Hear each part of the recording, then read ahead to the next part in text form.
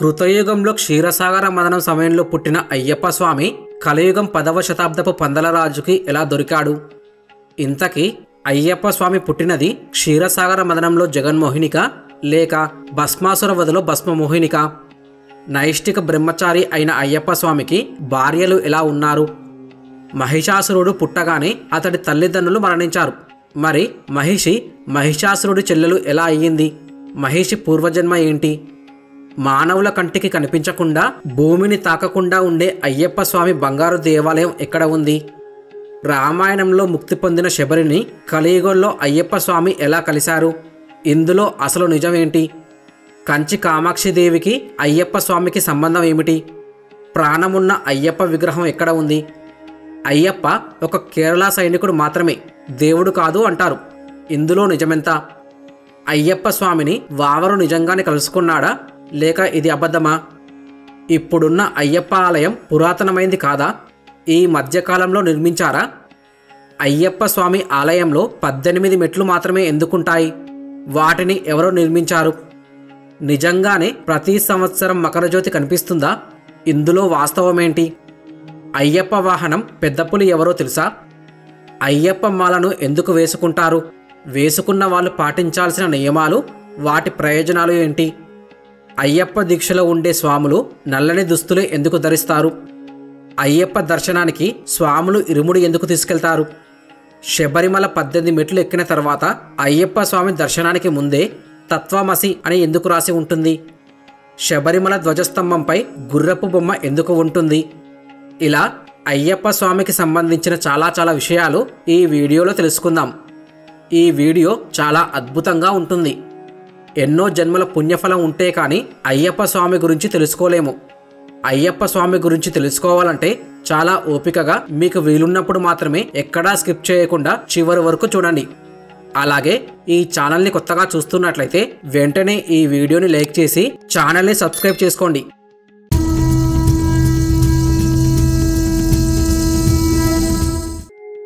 అయ్యప్ప స్వామి కథ అంటే రాక్షస మహిషితో మొదలైందని చాలామంది అనుకుంటారు.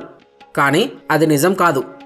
మొట్టమొదట ఎక్కడ ప్రారంభమైంది అంటే ఒకసారి శివుడు పార్వతీదేవితో ముచ్చటిస్తున్నప్పుడు ఇలా అన్నాడు, దేవి, ఎప్పుడైతే అధర్మం విజృంభించి ధర్మం నశిస్తుందో అప్పుడు నేను శాస్తాగా ఉద్భవిస్తాను అని శివుడు అన్నాడు. అంటే మొట్టమొదటిసారి శాస్తా అనే అవతారం రాబోతుందని చెప్పింది అప్పుడే.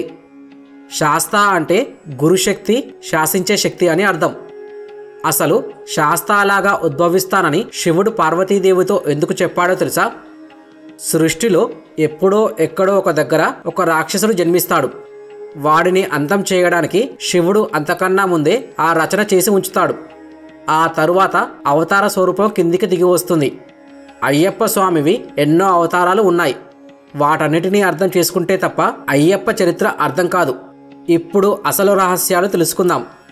పూర్వం త్రిమూర్తుల అంశతో దత్తాత్రేయ స్వామి జన్మించాడు. అదే సమయంలో త్రిమాతల అంశతో లీలావతిని సృష్టించారు.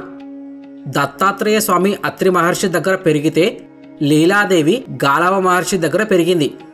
తర్వాత కొంతకాలానికి సుందరదత్తుడు, లీలావతి అనబడే మీరిద్దరూ దంపతులై భూలోకంలో ధర్మ మార్గాన జీవిస్తూ గృహస్థాశ్రమ ధర్మాన్ని నెరవేరుస్తూ ఆదర్శప్రాయంగా గడపండి అని భూలోకానికి పంపించారు. దత్తాత్రేయ స్వామి, లీలావతి బదరికారణ్య ప్రాంతం చేరి అక్కడ ఆశ్రమం నిర్మించుకొని ఇతర మునిగణాలతో పాటు జీవించసాగారు. లీలావతి అతనికి తగిన పత్నిగా, ఆదర్శ గృహిణిగా జీవిస్తున్నది. పెద్దలంటే గౌరవం, అందరినీ స్నేహపూర్వకంగా పలకరిస్తూ సహాయపడుతుంటుంది. దత్తుడు, లీలాదేవి మనసా వాచా కర్మన ఎన్నడూ ఎవరిని నొప్పించకుండా మసులుకునేవారు. అలా కొంతకాలం దాంపత్య సుఖాన్ని అనుభవించారు. కాలం వేగంగా గడిచిపోసాగింది. అయితే దత్తాత్రేయ స్వామికి తీవ్రమైన వైరాగ్యం కలిగి ఒకరోజు లీలాదేవితో ఇలా అన్నాడు, ఈ గృహస్థాశ్రమాన్ని విడిచిపెట్టి తపస్సులో కాలం గడపాలన్న సంకల్పం నాలో చోటు చేసుకుంది అని అంటుండగానే, ఏమిటండి వింతగా మాట్లాడుతున్నారు? మనకు ఇంకా సంతాన భాగ్యం కూడా కలగలేదు. నాకు సంసారిక సుఖాల మీద ఇంకా మోహం తీరలేదు. మీరు సన్యసించి తపస్సుకు వెళ్ళడమేమిటి అని లీలాదేవి ఆందోళనగా అన్నది. అప్పుడు దత్తుడు ఇలా అన్నాడు, సంతానం మోక్ష సాధనకు అవరోధమని గ్రహించే భగవంతుడు మనకు బంధాలను అనుగ్రహించలేదు. ఈ జన్మకు ఇంతవరకు మనం సాగించిన ఈ దాంపత్య జీవితం మీద నాకు విరక్తి కలిగిందని చెబుతున్నాను కదా. ఐహిక సుఖాలు శాశ్వతం కావు. వయస్సు పెరుగుతున్న కొద్దీ మనస్సు నిలకడ పొంది తాత్కాలిక సుఖాల వైపు గాక శాశ్వతమైన మోక్షాన్ని పొందడానికి ప్రయత్నించాలి. అందుకే నీవు కూడా నాతో వైరాగ్య మార్గాన్ని అనుసరించు. మనమిద్దరం తపస్సుకు వెళదాం పద అని దత్తాత్రేయ స్వామి శాంత స్వరంతో నచ్చజెప్పాడు. దానికి లీలాదేవి ఇలా అన్నది, ఊహు, మీ మాటలు నాకెంత మాత్రం సమ్మతం కావు. నాదా, భార్య కోరిక తీర్చి ఆమెను సంతోషపెట్టాల్సిన బాధ్యత భర్తదన్న విషయం మర్చిపోతున్నారు మీరు. నేను తనివి తీరా తృప్తి చెందే వరకు నన్ను మీరు సుఖపెట్టాల్సిందే అంటూ భర్తను గట్టిగా పెనవేసుకుంది లీలావతి. దానికి దత్తుడు, నా నిర్ణయం మారదు. నేను తపస్సుకు తరలి వెళుతున్నాను. నా మార్గానికి అడ్డురాకు అని కోపంగా అన్నాడు. వెంటనే లీలాదేవి, మిమ్మల్ని నేను వెళ్ళనివ్వను. ఇంతకాలం మీ ప్రేమానురాగాలలో పరవశిస్తూ ప్రేమ సామ్రాజ్యాన్ని పట్టమహిషిలా పాలిస్తూ వస్తున్నాను. నా ఆనందాన్ని భంగపరిచి మీరెలా వెళతారో అది చూస్తాను అని భర్తలో కోరిక కలిగించాలన్న ఉద్దేశంతో తన పైట కొంగును తొలగించి గట్టిగా కౌగిలిలో బిగించబోయింది. లీలాదేవి అలా చేయడం వల్ల దత్తునిలో అణచి ఉంచిన కోపావేశాలు పొంగివచ్చాయి. అప్పుడు దత్తాత్రేయ స్వామి కఠినంగా చూస్తూ ఇలా అన్నాడు, లీలాదేవి, ఎంత చెప్పినా అర్థం చేసుకోకుండా పశువాంఛతో నా మార్గానికి అడ్డుపడుతున్న నీవు ఉత్తమ స్త్రీ జన్మకు తగవు. మరుజన్మలో రాక్షస కులంలో మహిషిగా జన్మించి నీ పశువాంఛను తీర్చుకో అంటూ శపించాడు. వెంటనే ఆమె కళ్ళు ఎరుపెక్కి ఇలా అన్నది, నాది పశువాంఛన? నేను మహిషిగా జన్మిస్తానా? అయితే నా మాట కూడా వినండి. నేను మహిషినైనా మిమ్మల్ని విడవను. ఆ జన్మలో కూడా మహిషంగా వచ్చి మీరే నన్ను సంతోషపెడతారు అని అన్నది. ఇద్దరు కారణ జన్ములు కాబట్టి వాళ్ళిద్దరి శాపాలు పనిచేస్తాయి. కానీ ఆ శాపాలే వాళ్ళకి ఈ సృష్టికి వరాలుగా మారాయి. అవి ఎలా అనేది ఇప్పుడు చూద్దాం. పాతాళ లోకంలో దానవరాజు ధనువుకి ఇద్దరు కుమారులు ఉండేవారు. వాళ్ళే రంభుడు, కరంభుడు. వీళ్ళిద్దరూ పెద్ద రాక్షసులు. చాలా కాలం వరకు ఈ రాక్షసులకు సంతానం కలగలేదు. అయితే దత్తాత్రేయ స్వామి ఇచ్చిన శాపం వల్ల లీలాదేవి కరంభుడికి కూతురిగా పుట్టింది. ఆ కూతురే మహిషి. పుత్రుడు జన్మిస్తాడని వాళ్ళనుకున్నారు. కానీ లీలాదేవి మహిషిగా పుట్టింది. ముల్లోకాలు గడగడలాడించి దేవతలను జయించగల పుత్రులు కలగాలని రంభుడు, కరంభుడు తపస్సు చేయడానికి బయలుదేరారు. ఆ బయలుదేరే సమయానికే కరంభుడికి ఒక కూతురు ఉంది. ఇద్దరు నిర్జనమైన వన ప్రాంతానికి చేరుకున్నారు. అయితే పంచనాదము అనే ప్రదేశంలో గడ్డ కట్టేసే నీటికొలను ఉంది. అక్కడ కరంభుడు పీకలోతు నీళ్ళలో మునిగి వరుణుని గురించి తీవ్రంగా తపస్సు చేయడం మొదలుపెట్టాడు. ఇక రంభుడు రసాల వృక్షం దగ్గర పంచాగ్ని మధ్యములో అంటే 4 వైపులా మంటలు పెట్టుకుని పైనుంచి సూర్యుడు ప్రచండంగా వేడినిస్తూ ఉంటే అక్కడ నిలబడి కఠోర తపస్సు ప్రారంభించాడు. ఈలోగా ఇంద్రుడికి వీళ్ళ విషయం తెలిసి భయం పట్టుకుంది. మొగ్గలోని శత్రువులను త్రుంచివేయడం మంచిది కదా అని రంభ, కరంభులు తపస్సు చేస్తున్న ప్రాంతాన్ని చేరి వాళ్ళ తపస్సు భగ్నం కావించడానికి ప్రయత్నించాడు ఇంద్రుడు. ముందుగా కరంభుడు నీటిలో మునిగి ఉండడం గమనించి తాను పెద్ద మొసలి రూపంలో ఆ కొలనులోకి ప్రవేశించి కరంభుని చుట్టివేశాడు. ఇద్దరి మధ్య తీవ్ర పోరాటం జరిగి చివరకు కరంభుడు మొసలి పట్టుకు లొంగి మరణించాడు. అమ్మయ్య, ఒకడి పీడ తొలగిపోయింది. ఇక ఆ దానవుడిని కూడా వధించేస్తాను అనుకుంటూ పంచాగ్నుల మధ్య నిలిచి ఉన్న రంభుడి మీద తన మాయలన్నీ ప్రయోగించాడు. కానీ ఇంద్రుడు ప్రయోగించిన మాయలు గాని, తుఫానులు గాని, అప్సరసల నాట్యాలు గాని రంభుని మీద ప్రభావం చూపలేకపోవడంతో కోపంతో ఊగిపోతూ అగ్నిదేవుడిని తలుచుకున్నాడు ఇంద్రుడు. దేవరాజా, నన్ను తలచిన కారణం ఏంటి అని అడుగుతూ ఇంద్రుని చెంత ప్రత్యక్షమైనాడు అగ్నిదేవుడు. అగ్నిదేవ, ఆ రాక్షసుడు నీ మంత్రాన్నే జపిస్తూ ఎంత తీవ్రంగా తపస్సు చేస్తున్నాడో చూస్తున్నావుగా. నా శక్తులేవి అతని తపస్సును భంగం చేయలేకపోయాయి అంటూ అసహనంగా అన్నాడు. అగ్నిదేవ, నీవు అతను కోరినది అనుగ్రహించే ముందు మన దేవతలకి ఏ నష్టమూ జరగకుండా ఆలోచించి వరం ప్రసాదించు అని హెచ్చరించి ఇంద్రుడు అక్కడి నుండి వెళ్ళిపోయాడు. రంభుడు తపస్సు చేస్తుంటే ఎంతకాలమైనా అగ్నిదేవుడు ప్రత్యక్షం కాకపోవడంతో ఎడమ చేతిలో తన తల వెంట్రుకలు పట్టుకొని కుడి చేతితో కత్తి పట్టి తన శిరస్సుని అగ్నికి ఆహుతి చేయబోయాడు. అప్పుడు అగ్నిదేవుడు ప్రత్యక్షమై, రంభాసుర, ఆవేశపడకు, నీకు ఏం వరం కావాలో కోరుకో అన్నాడు. కళ్ళు తెరిచి అగ్నిజ్వాల మధ్య నుండి బయటికి వచ్చి నమస్కరించాడు రంభుడు. అగ్నిదేవ, మహాబలశాలి, కామరూపి, ముల్లోకాలను జయించగల పుత్రుని ప్రసాదించమని కోరాడు. అగ్నిదేవుడు తదాస్తు అని వరమిచ్చి మరో మాట కూడా చెప్పాడు. రంభుడా, ఏ రూపాన్ని చూసి నీ మనస్సు చెలించి కామ ప్రచోదనం కలుగుతుందో ఆమె గర్భంలో నీవు కోరుకున్న వీరుడు నీకు కుమారుడుగా జన్మిస్తాడు అని చెప్పి అంతర్ధానమయ్యాడు. నా తపస్సు ఫలించింది. ఇక నా భార్యను కలుసుకొని ఆమెను సంతోషపెట్టి మా వరాల కొడుకు జన్మించే శుభ సమయం కోసం ఎదురు చూస్తుంటాను అని ఊహలలో తేలిపోతూ ముందుకు సాగాడు రంభుడు. అయితే దారిలో యక్షులు తిరిగే ఒక ఉద్యానవనం నుండి వెళుతున్నాడు. ఆ ప్రదేశంలో యక్షులు యక్షిణులు వీళ్ళందరూ కలిసి మహిషి రూపాన్ని ధరించి విహారం చేస్తున్నారు. మహిషి అంటే గేదె రూపం అన్నమాట. అలా అరణ్య మార్గంలో సాగిపోతున్న రంభాసురుడు మధ్యలో కనిపించిన పచ్చని పరిసరాలు చూసి ముగ్ధుడై ఆగి చుట్టూ చూశాడు. కాని రంభుడి దృష్టిని కొద్ది దూరంలో పచ్చగా మేస్తూ తిరుగుతున్న మహిషాలు ఆకర్షించాయి. వాటిలో తన వైపు చూసిన ఒక మహిషి మీద రంభుడి మనస్సు లగ్నమైంది. ఇంద్రుడి ప్రభావం వల్ల ఆ మహిషం కూడా అతడి వైపు ఆకర్షించబడింది. రంభుడికి ఆ మహిషం మీద కామప్రచోదనం కలిగి వెంటనే మహిషం ఆకారం తీసుకొని ఆమెతో క్రీడించాడు. దాంతో మహిషం గర్భం ధరించింది. రంభుడికి తెలుసు ఆ మహిషి కడుపులో ఉన్నది ముల్లోకాలను ఏలే తన పుత్రుడు అని.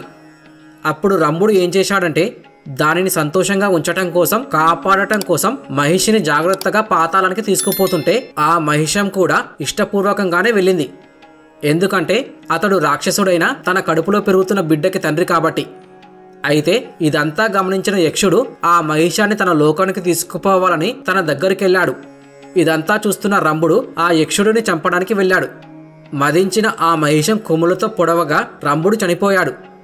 కాని రంభుని మరణంతో మహిషి రూపంలోని యక్షిని దుఃఖిస్తూ భర్తతో పాటు సహగమనానికి సిద్ధమై ఆ చితి మీదకి దూకేసింది. మహిషం సరిగ్గా దూకుతూ ఉండగా ఆమెకు ప్రసవం అయిపోయి మహాబలవంతుడైన ఒక పిల్లవాడు బయటకు వచ్చాడు. ఆ పిల్లవాడే మహిషాసురుడు. అలా మహిషాసురుడు పుట్టే సమయానికే వాళ్ళ అమ్మా నాన్న చనిపోయారు. మరి మహిషి అతనికి సోదరి ఎలా అయ్యిందంటే కరంబాసురుడి కూతురు కాబట్టి. మహిషి మహిషాసురుడి అక్క, అంతేకాని చెల్లెలు కాదు. అయితే అప్పటి వరకు మహిషే పాలన సాగిస్తూ మహిషాసురుడు వచ్చాక దానవ సామ్రాజ్యానికి అధిపతిగా ప్రకటిస్తూ, సోదరా మహిషాసురా, నీవు అత్యంత బల పరాక్రమవంతుడివై వచ్చి మన దానవ సామ్రాజ్య సింహాసనాన్ని అధిష్ఠించడం నాకెంతో ఆనందం కలిగిస్తున్నది. పాలనా భారాన్ని నీకు అప్పగించి నా బాధ్యత తీర్చుకుంటున్నాను అన్నది. అయితే తమది కాని దానిని దొంగతనంగానో దొరతనంగానో అనుభవించడం రాక్షసుల లక్షణం. తమదైన పాతాళం ఎంత సుందరంగా ఉన్నా వారి కన్ను స్వర్గం మీదే ఉంటుంది. మహిషాసురుడు భూమిని పరిపాలిస్తున్న కాలమంతా భయంకరమైన దేవాసుర సంగ్రామం జరిగింది. ఇలా తరచుగా జరిగేదే. ఇటువంటి యుద్ధమే జరుగుతున్నప్పుడు మహిషాసురుడు బ్రహ్మదేవుని గురించి మేరు పర్వతం మీద 10,000 ఏళ్లు తీవ్రమైన తపస్సు చేశాడు. కఠిన తపస్సుతో బ్రహ్మను మెప్పించి అన్ని వరాలు అడుగుతూ, స్త్రీలు మాత్రం నన్ను ఏమీ చేయలేరు, స్త్రీ తప్ప త్రిమూర్తులతో సహా దేవతలు, మానవులు, ఇతరులెవరి చేతిలో మరణం లేకుండా వరం పొందాడు. స్త్రీలు అంటే అంత చులకన భావం వాడికి. ఆ తర్వాత పరాశక్తి స్త్రీ రూపంలో వచ్చి దుర్గాదేవి మహిషాసురుడిని సంహరించేసిందని అందరికీ తెలుసు. అయితే తన తమ్ముడి మరణ వార్త విని భరించలేని మహిషి ప్రతీకారం తీర్చుకొనుటకై ముల్లోకములను అల్లకల్లోలం చేయుటకు నిశ్చయించుకొని తనకు మరణం లేని వరం పొందుటకు బ్రహ్మదేవుని గురించి ఘోరమైన తపస్సు చేసింది. మహిషి తపస్సుకు మెచ్చిన బ్రహ్మ ప్రత్యక్షమై నీ కోరికను తెలియజేయమనగా అప్పుడు మహిషి తనకు చావులేని వరమును ప్రసాదించమంది. అందుకు బ్రహ్మదేవుడు, నీ కోరిక సమంజసమైనది కాదు, అది ఆ హరిహరాదులకు కూడా సాధ్యమే కాదని తిరస్కరించగా, అందులకు మహిషి చింతించకుండా బాగా ఆలోచించి బ్రహ్మదేవుడిని 3 వరాలు కోరుకుంది. మొట్టమొదటిది ఏమిటంటే నా రోమకూపాల్లో నుంచి నేను కోరుకున్నంత మంది రాక్షస సైన్యం రావాలి అని. ఇక రెండవది నాకు మరణం హరిహర సుతుల చేతిలో మాత్రమే ఉండాలి అంది. ఇది చాలా విచిత్రమైన వరం. ఎందుకంటే హరికి హరుడికి సుతుడు ఎలా పుడతాడు? అందుకే అలా అడిగింది. ఇక మూడో వరము నేను భూమిపైకి వచ్చినప్పుడు మాత్రమే నాకు మరణం సంభవించాలి, మిగతా లోకాల్లో సంభవించకూడదు అని వరం కోరుకుంది. ఈ 3 కోరికలు విన్న బ్రహ్మదేవుడు తదాస్తు అన్నాడు. చూడండి మహిషి ఎంత తెలివిగా ఆలోచించిందో. మొదటిదేమో ఒక సైన్యాన్ని తయారు చేసుకోవడానికి, రెండోది శివుడికి విష్ణువుకి మధ్య కొడుకు పుట్టడు, ఇది అసలు జరిగే విషయమే కాదు. ఒకవేళ పుట్టినా ఏదో ఒక రకంగా భూమిపైకి రావడం రాకపోవడం అనేది మహిషి చేతుల్లోనే ఉంది. మహిషి ఎప్పుడు వేరే లోకాల్లోనే ఉంటుంది, ఇంకెలా మరణిస్తుంది? చాలా తెలివిగా ఆలోచించి మహిషి వరాలు కోరుకుంది. బ్రహ్మదేవుడు తదాస్తు అని అంతర్ధానమయ్యాడు. ఇంకేముంది, మహిషి సంతోషంతో తిరిగి వచ్చి వరగర్వంతో విజృంభించి స్వర్గాన్ని ఆక్రమించింది, ముల్లోకాలని అల్లకల్లోలం చేసేసింది. ఇక 3 లోకాలలో నన్ను ఎదిరించేవారు లేరు అంటూ యథేష్టంగా విహరిస్తూ అందరినీ భయభ్రాంతులకు గురిచేసింది. వెంటనే దేవతలందరూ హరిహరుల దగ్గరికి వెళ్లి తమ బాధ చెప్పుకున్నారు. శివ విష్ణువులు ఒక చూపు చూసి నవ్వుకున్నారు. ఆ పక్కనే ఉన్న అమ్మవారు ఇంకా ఆనందంగా నవ్వారు. నవ్వి మేము చూసుకుంటాంలే అని దేవతలతో అన్నారు. అయితే ఇప్పుడు ఇంకొక శాస్తావతారం రాబోతుంది. ఇప్పటిదాకా మహాశాస్త అనే శక్తి ఒకటే ఉంది. ఇప్పుడు మోహినీ నందన శాస్త అనే అవతారం రాబోతుంది. అంటే మోహినీదేవికి పుట్టిన పుత్రుడు. ఇది చెప్పగానే అందరికీ ఒక సందేహం వస్తుంది. పురాణాల్లో 3 చోట్ల మోహినీదేవి రూపం వస్తుంది. అవేంటంటే, మొట్టమొదటిది క్షీరసాగర మదనం జరిగినప్పుడు అమృతం పంచడానికి జగన్మోహిని వచ్చి రాక్షసులందరినీ మోహింపజేసి దేవతలకు అమృతం పంచింది. రెండవది భస్మాసురుడు వరం కోరుకున్నప్పుడు ఆ రాక్షసుడి చేతనే తన నెత్తి మీద చేయి పెట్టించడానికి భస్మమోహిని వచ్చి ఆ రాక్షసుడిని సంహరించింది. ఇక చివరగా ఋషిమోహిని అని ఒక రూపం ఉంది. ఈ ఋషిమోహిని గురించి చాలా తక్కువ మందికి తెలుసు. ఇంతకీ ఆ కథ ఏంటంటే, దారుకావనంలో ఒకసారి మహర్షులకి ఋషిపత్నులకి అహంకారం వచ్చి మేము చేస్తున్న కర్మల వల్ల త్రిమూర్తుల కన్నా గొప్పవాళ్ళము, మాకు దేవతాశక్తులతో పనిలేదు అని అనుకునేవారు. వాళ్ళ అహంకారాన్ని తీర్చడానికి శివుడు ఒక సమ్మోహనమైన భిక్షాటన మూర్తి రూపంలో రాగా విష్ణుమూర్తి ఋషిమోహిని రూపంలో వచ్చాడు. నారాయణుడేమో మోహిని స్వరూపంతో ఋషులందరినీ మోహింపచేయగా పరమేశ్వరుడేమో ఋషిపత్నులందరినీ మోహింపచేశాడు. అలా 3వ మోహిని అయిన ఋషిమోహిని అవతారం కూడా వచ్చింది. ఇంతకీ మోహినీ నందన శాస్త ఏ మోహినీదేవికి పుట్టాడు? శాస్త ఏ మోహినికి పుట్టాడో చాలా మందికి తెలియక ఒకరేమో భస్మమోహినికి అంటారు, ఇంకొకరేమో జగన్మోహినికి అంటారు. కానీ ఇది వాస్తవం కాదు. అసలైన రహస్యం వేరే ఉంది. ఇక్కడ మనం ఒకటి అర్థం చేసుకోవాల్సిన విషయం ఏమిటంటే, ఒక రాక్షసుని మోహింపజేసే శక్తి ఏది ఉందో, జగత్తును మోహింపజేసే సమ్మోహన శక్తి ఏది ఉందో, ఋషుల్ని మోహింపజేసే ఏ శక్తి ఉందో ఆ శక్తి ఎప్పుడూ ఆ శంకరుడిని మోహింప చేయలేదు. వాళ్ళందరూ మోహింపబడింది కేవలం మన్మధుడి వల్ల, కామం వల్ల. ఆ మన్మధుడినే బూడిద చేసిన ఆ శివుడిని మోహిని ఎలా మోహింపజేస్తుంది? కాబట్టి మోహిని శివుడిని మోహింపజేయలేదు. పరమేశ్వరుణ్ణి మోహింపజేయగలిగే ఒకే ఒక్క శక్తి పార్వతీదేవి మాత్రమే. పార్వతీదేవి తలుచుకుంటేనే సాధ్యపడుతుంది. ఇంతకీ ఏం జరిగిందంటే, క్షీరసాగర మదనం అయిపోయాక శివుడు కైలాసానికి తిరిగి వచ్చాడు. అప్పటికే దేవతలందరూ మహిషి గురించి చెప్పడం, బాధపడటం అన్నీ జరిగిపోయాయి. అయితే నారదుడు కైలాసానికి వచ్చి శివుడితో, స్వామి, క్షీరసాగర మదనమప్పుడు నువ్వు ఆలాహలం తాగేసి వెళ్ళిపోయావు. ఆ తర్వాత అసలైన అద్భుతం చూడలేదు. నారాయణుడు మోహిని స్వరూపం ధరించి వచ్చాడు. ఆహా, ఏం అందం స్వామి! ఈ విశ్వంలో అంత అందమైన స్త్రీ ఇంకెవ్వరూ లేరు అన్నాడు నారదుడు. అలా అనేసరికి నా పక్కన పార్వతీదేవి ఉంది. పార్వతి కన్నా అందమైన శక్తి ఎక్కడుంది అన్నాడు. ఎందుకంటే ఆమె శివమోహిని. ఆమె మాత్రమే శివుడిని మోహింప చేయగలదు. కానీ నారదుడు, లేదు స్వామి, చాలా చాలా అందంగా ఉంది అని ఆమె గురించి చెబుతూనే ఉన్నాడు. ఎందుకంటే లోక కళ్యాణం జరగాలి కాబట్టి, ఎలాగైనా శివుడిని ప్రేరేపించాలి అని అలా అన్నాడు. దాంతో ఆ శివుడు, అవునా, అయితే పద వైకుంఠానికి వెళ్ళి చూసి వద్దాం, నువ్వు వర్ణించే అంత సౌందర్యం ఏమిటో అన్నాడు. శివుడితో పాటు పార్వతీదేవి ప్రమదగణాలు కూడా వెళ్లారు. అసలు చాలా మందికి ఈ విషయం తెలియక ఏదో శివుడు విష్ణుమూర్తి వెనకాల పడ్డాడు అనుకుంటారు. కానీ అసలు రహస్యం, పార్వతీదేవి కూడా శివుడితో పాటు వెళ్ళింది. వైకుంఠానికి వెళ్ళాక శివుడు విష్ణుమూర్తిని అడిగాడు, ఏమిటి, నువ్వు జగన్మోహిని స్వరూపం తీసుకున్నావట, చాలా అందంగా ఉందట, నాకు చూపించు అని శివుడు అన్నాడు. దానికి విష్ణుమూర్తి నవ్వి, ఇప్పుడు అవన్నీ ఎందుకు అని మాటల్లో పెట్టి అంతర్ధానం అయిపోయాడు.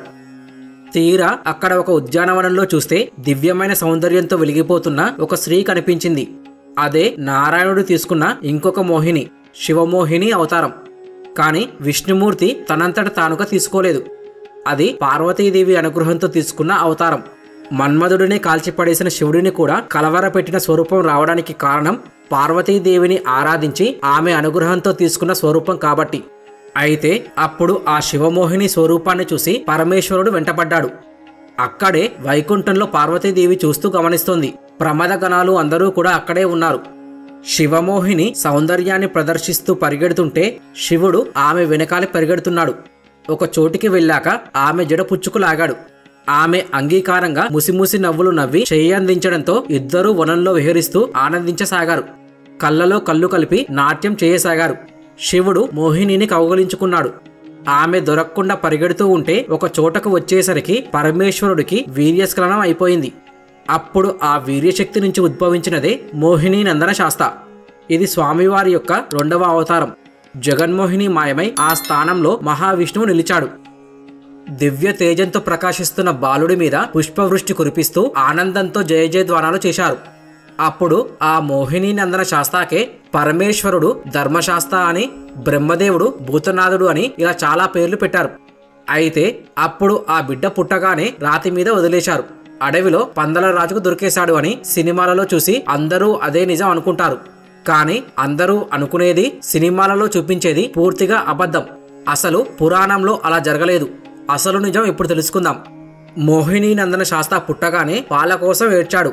ఆ బాలుడి అమ్మ మోహినీదేవి విష్ణుమూర్తి స్వరూపం తీసుకుని వెళ్ళిపోయింది. మరి అతను ఏడిస్తే పాలు ఎవరు ఇస్తారు? అప్పుడు కాంచీపురంలో కామాక్షిదేవి శాస్తాని దగ్గరకు తీసుకుని అమ్మవారు పాలు ఇచ్చారు. ఎందుకంటే లలితా పరమేశ్వర స్వరూపం కదా కామాక్షిదేవి. ఆయనేమో శివమోహినికి పుట్టిన బిడ్డ, అంటే కుమారుడే కదా. అందుకే కాంచీపురం క్షేత్రానికి వెళ్తే గనక కామాక్షిదేవి గుడిలో క్షేత్రపాలకుడు ఎవరు? పూర్ణా పుష్కల సమేత అయ్యప్ప స్వామి. ఆవిర్భవించిన వెంటనే యువకుడైన భూతనాథుడు కొంతకాలం కైలాసంలో ప్రమద భూతగణాల పూజలందుకుంటూ గడిపాడు. పార్వతీ పరమేశ్వరులకు, గణపతి కుమారస్వాములకు ఆనందాన్ని ప్రసాదించాడు. సరే, ఇప్పుడు అయ్యప్ప స్వామి యొక్క ఇంకొక అవతారం చూద్దాం. అదే పూర్ణా పుష్కల సమేత శాస్తా స్వరూపం. పూర్వం కశ్యప ప్రజాపతికి సత్యపూర్ణుడు అనే కుమారుడు ఉండేవాడు. సత్యపూర్ణుడికి శాస్తా అంటే మహాభక్తి. అయితే ఒకసారి సత్యపూర్ణుడు శాస్తా గురించి తపస్సు చేస్తే శాస్తా ప్రత్యక్షమై ఏం వరం కావాలో కోరుకో అన్నాడు. అప్పుడు సత్యపూర్ణుడు, స్వామి, నీ హృదయంలోనూ నీ భక్తులందరిలోనూ ఒకటిగా నిలవాలి అని కోరుకున్నాడు. దానికి స్వామి, నా భక్తులందరూ నా హృదయంలోనే ఉంటారు. నీది నిస్వార్థమైన కోరిక కాబట్టి నీకు ఓ వరం ఇస్తున్నాను. నీకు 2 కూతుర్లు పుడతారు. వాళ్ళని వివాహం చేసుకుని నిన్ను నా మామగారి కింద నిలబెట్టుకుంటాను అని అన్నాడు. దానికి సత్యపూర్ణుడు ఎంతో సంతోషించాడు. ఇలా కొంతకాలం తర్వాత సత్యపూర్ణుడు ఒకసారి ధ్యానం చేసుకుంటూ ఉంటే ధ్యానంలో శాస్త కనిపించేసరికి ఆనందంతో ఆనంద బాష్పాలు రాల్చాడు. అప్పుడు అతని 2 కళ్ళల్లో నుంచి, ఆ బాష్పాల్లో నుంచి 2 శక్తులు ఉద్భవించాయి. ఆ 2 పిల్లలే పూర్ణా పుష్కల అనే అమ్మాయిలు. వాళ్ళు యుక్త వయసుకు రాగానే శాస్తాని వివాహం చేసుకోవడానికి భక్తి ప్రపత్తులతో ఒక నోము నోచేసరికి చివరికి శాస్తా వచ్చి వాళ్ళిద్దరిని వివాహం చేసుకున్నాడు. ఇది కాకుండా ఇంకొక అవతారం ఉంది. అదేంటంటే ప్రభా సత్యక సమేత శాస్తా అని శిల్పారత్నం అనే గ్రంథంలో ఉంది. ఒకప్పుడు సరస్వతీదేవి అంశతో ప్రభాదేవి అని ఒక దేవతాశక్తి పుట్టింది. ఆమె శాస్తాని పెళ్లి చేసుకుంటే వారికి సత్యకన్ అనే పుత్రుడు కూడా ఉన్నాడని పురాణాల్లో ఉంది. శబరిమల ఆలయంలో ఆలపించే పవలింపు సేవాగానంలోని ప్రణయ సత్యక స్వామి ప్రాణనాయకం అను పదాల నిదర్శనమని పురాణ పండితులు చెబుతున్నారు. ఇంతకీ పూర్ణా పుష్కల ఎవరు? స్వామి భార్యలా అంటే ఈ విషయంలో వైదిక ధర్మం చెప్పేది కూడా వినండి. భార్య అన్న శబ్దానికి అర్థం నిజంగా మహిళ పక్కన ఉండటమే భార్యత్వం కాదు. పూర్ణా పుష్కల అంటే ఆయన భార్యలు కాదు, ఆయనకు ఉన్న శక్తులు. ఆయన వద్ద 2 గొప్ప శక్తులు ఉన్నాయని అర్థం. అవే పూర్ణత్వం, పుష్కలత్వం. పూర్ణత్వం అంటే నిండుగా ఉండటం. ఎంతలా అంటే ఎంతమంది వచ్చినా ఇచ్చేంత పుష్కలంగా ఉండటం అని అర్థం. ఇలా ఎంతైనా ఇవ్వగలిగిన 2 శక్తులు ఉన్నవాడే పూర్ణా పుష్కల సమేతుడు. ఈ శక్తులు ముందు నుంచి ఉన్నవే, మహాశాస్తా కోసం కిందికి దిగి వచ్చాయి. ఇది పూర్ణా పుష్కల సమేత శాస్తా అనే అవతారం. సరే, స్వామి శివమోహినికి పరమేశ్వరుడికి పుత్రుడిగా పుట్టాడు. పూర్ణా పుష్కల దేవిని పెళ్లి చేసుకున్నాడు. తర్వాత ప్రభాదేవిని పెళ్లి చేసుకున్నాడు. ఇవన్నీ బాగానే ఉన్నాయి. మరి శాస్తా పుట్టిన అవతార కార్యం ఏమిటి? దుర్మార్గపు రాక్షసుల్ని చంపడానికి. మొట్టమొదట ఎవరిని చంపాలి? మహిషిని. ఇప్పుడు రాక్షస మహిషి విషయం చూద్దాం. అసలు మహిషి కోరిన 3 కోరికలు ఏంటి? మొట్టమొదటిది, తమ రోమకూపాల్లో నుంచి రాక్షసులు చాలా మంది పుట్టారు. వాళ్ళు వెళ్ళి అన్ని లోకాల్ని, స్వర్గాన్ని ఆక్రమించేశారు. ఇక రెండవది, హరిహరులకి సుతుడు పుట్టేశాడు. ఇది కూడా జరిగిపోయింది. ఇక చివరిది, నేను పైలోకాలలో ఉన్నప్పుడు ఎవరూ చంపడానికి వీలులేదు, భూలోకానికి వస్తేనే చంపాలి అని 3వ కోరిక కోరుకుంది. మరి ఆ రాక్షసిని ఎవరు భూలోకానికి రప్పిస్తారు? భూలోకానికి రావడానికి మహిషి ఏమీ తెలివి తక్కువది కాదు. మరి ఎలా అని దేవతలందరూ బ్రహ్మదేవుడి దగ్గరకు వెళ్లారు. అప్పుడు బ్రహ్మదేవుడు వాళ్ళ వైపు చిరునవ్వుతో చూస్తూ అభయం ప్రసాదించాడు. దేవతలారా, నిరాశ చెందకండి అంటూ కళ్ళు మూసుకుని ధ్యానించాడు. దేవతలందరూ చూస్తుండగా సుందరదత్తుడు అక్కడికి వచ్చి బ్రహ్మదేవునికి నమస్కరించాడు. సుందరదత్త, నీ వల్ల కావలసిన దైవకార్యం ఒకటి ఉన్నది. నీ శాపం చేత నీ భార్య లీలాదేవి మహిషిగా జన్మించి ముల్లోకాలను గడగడలాడిస్తుంది. నీవు వెంటనే సుందర మహిష రూపాన్ని ధరించి ఆమెను భూలోకానికి తీసుకువెళ్ళాలి అని బ్రహ్మదేవుడు ఆదేశించాడు. అప్పుడు దత్తాత్రేయ స్వామి ఇలా అన్నాడు: విధాత, మీ ఆజ్ఞ శిరసా వహిస్తాను. కానీ మోక్షాన్ని కోరి నేను చేస్తున్న తపస్సు విఘ్నమవడం నాకు చాలా విచారాన్ని కలిగిస్తున్నది. ఆమె నుండి నాకెప్పుడు విముక్తి లభిస్తుందో తెలియజేయండి అని వేడుకున్నాడు దత్తాత్రేయ స్వామి.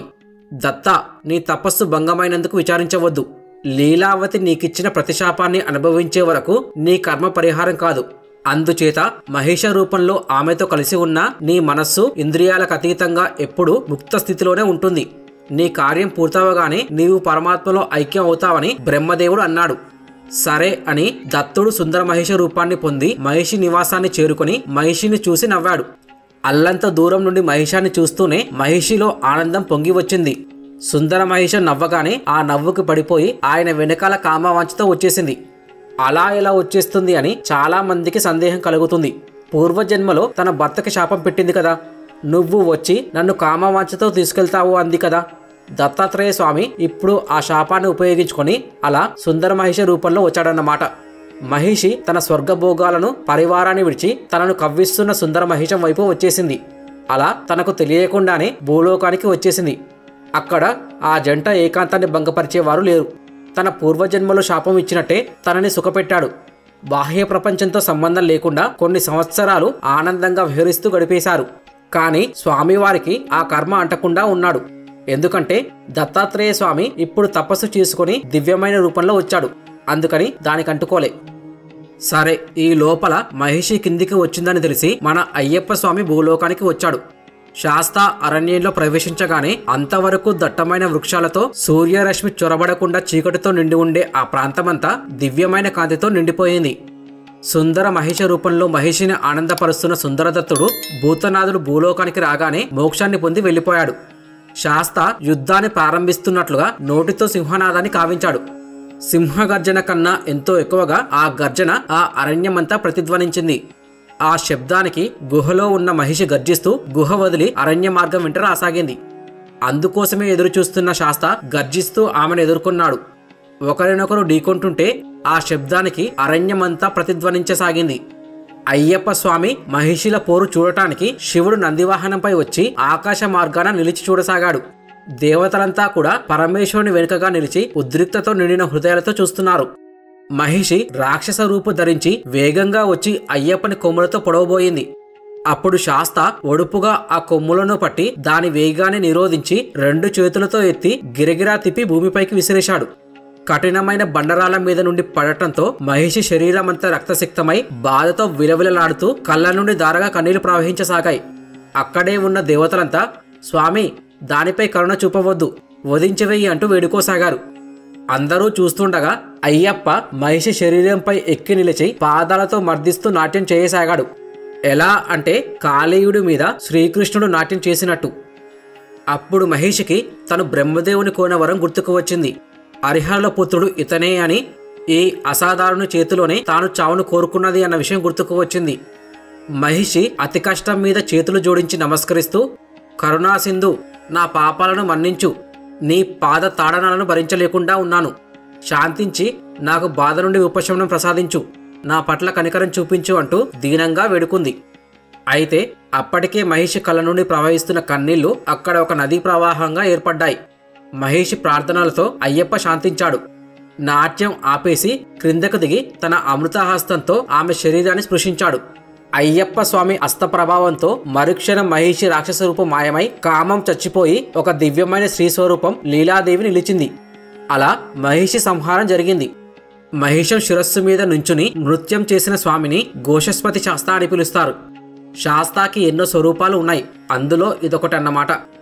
అయితే లీలాదేవి హరిహరపుత్ర పాహిమాం పాహిమాం అంటూ స్వామి పాదాల దగ్గర మోకరిల్లింది. తర్వాత అయ్యప్ప భువనమోహన రూపాన్ని చూసింది. అయ్యప్ప మోహినికి పుట్టిన స్వరూపం కాబట్టి ఎంతో సౌందర్యంతో ఉన్నాడు.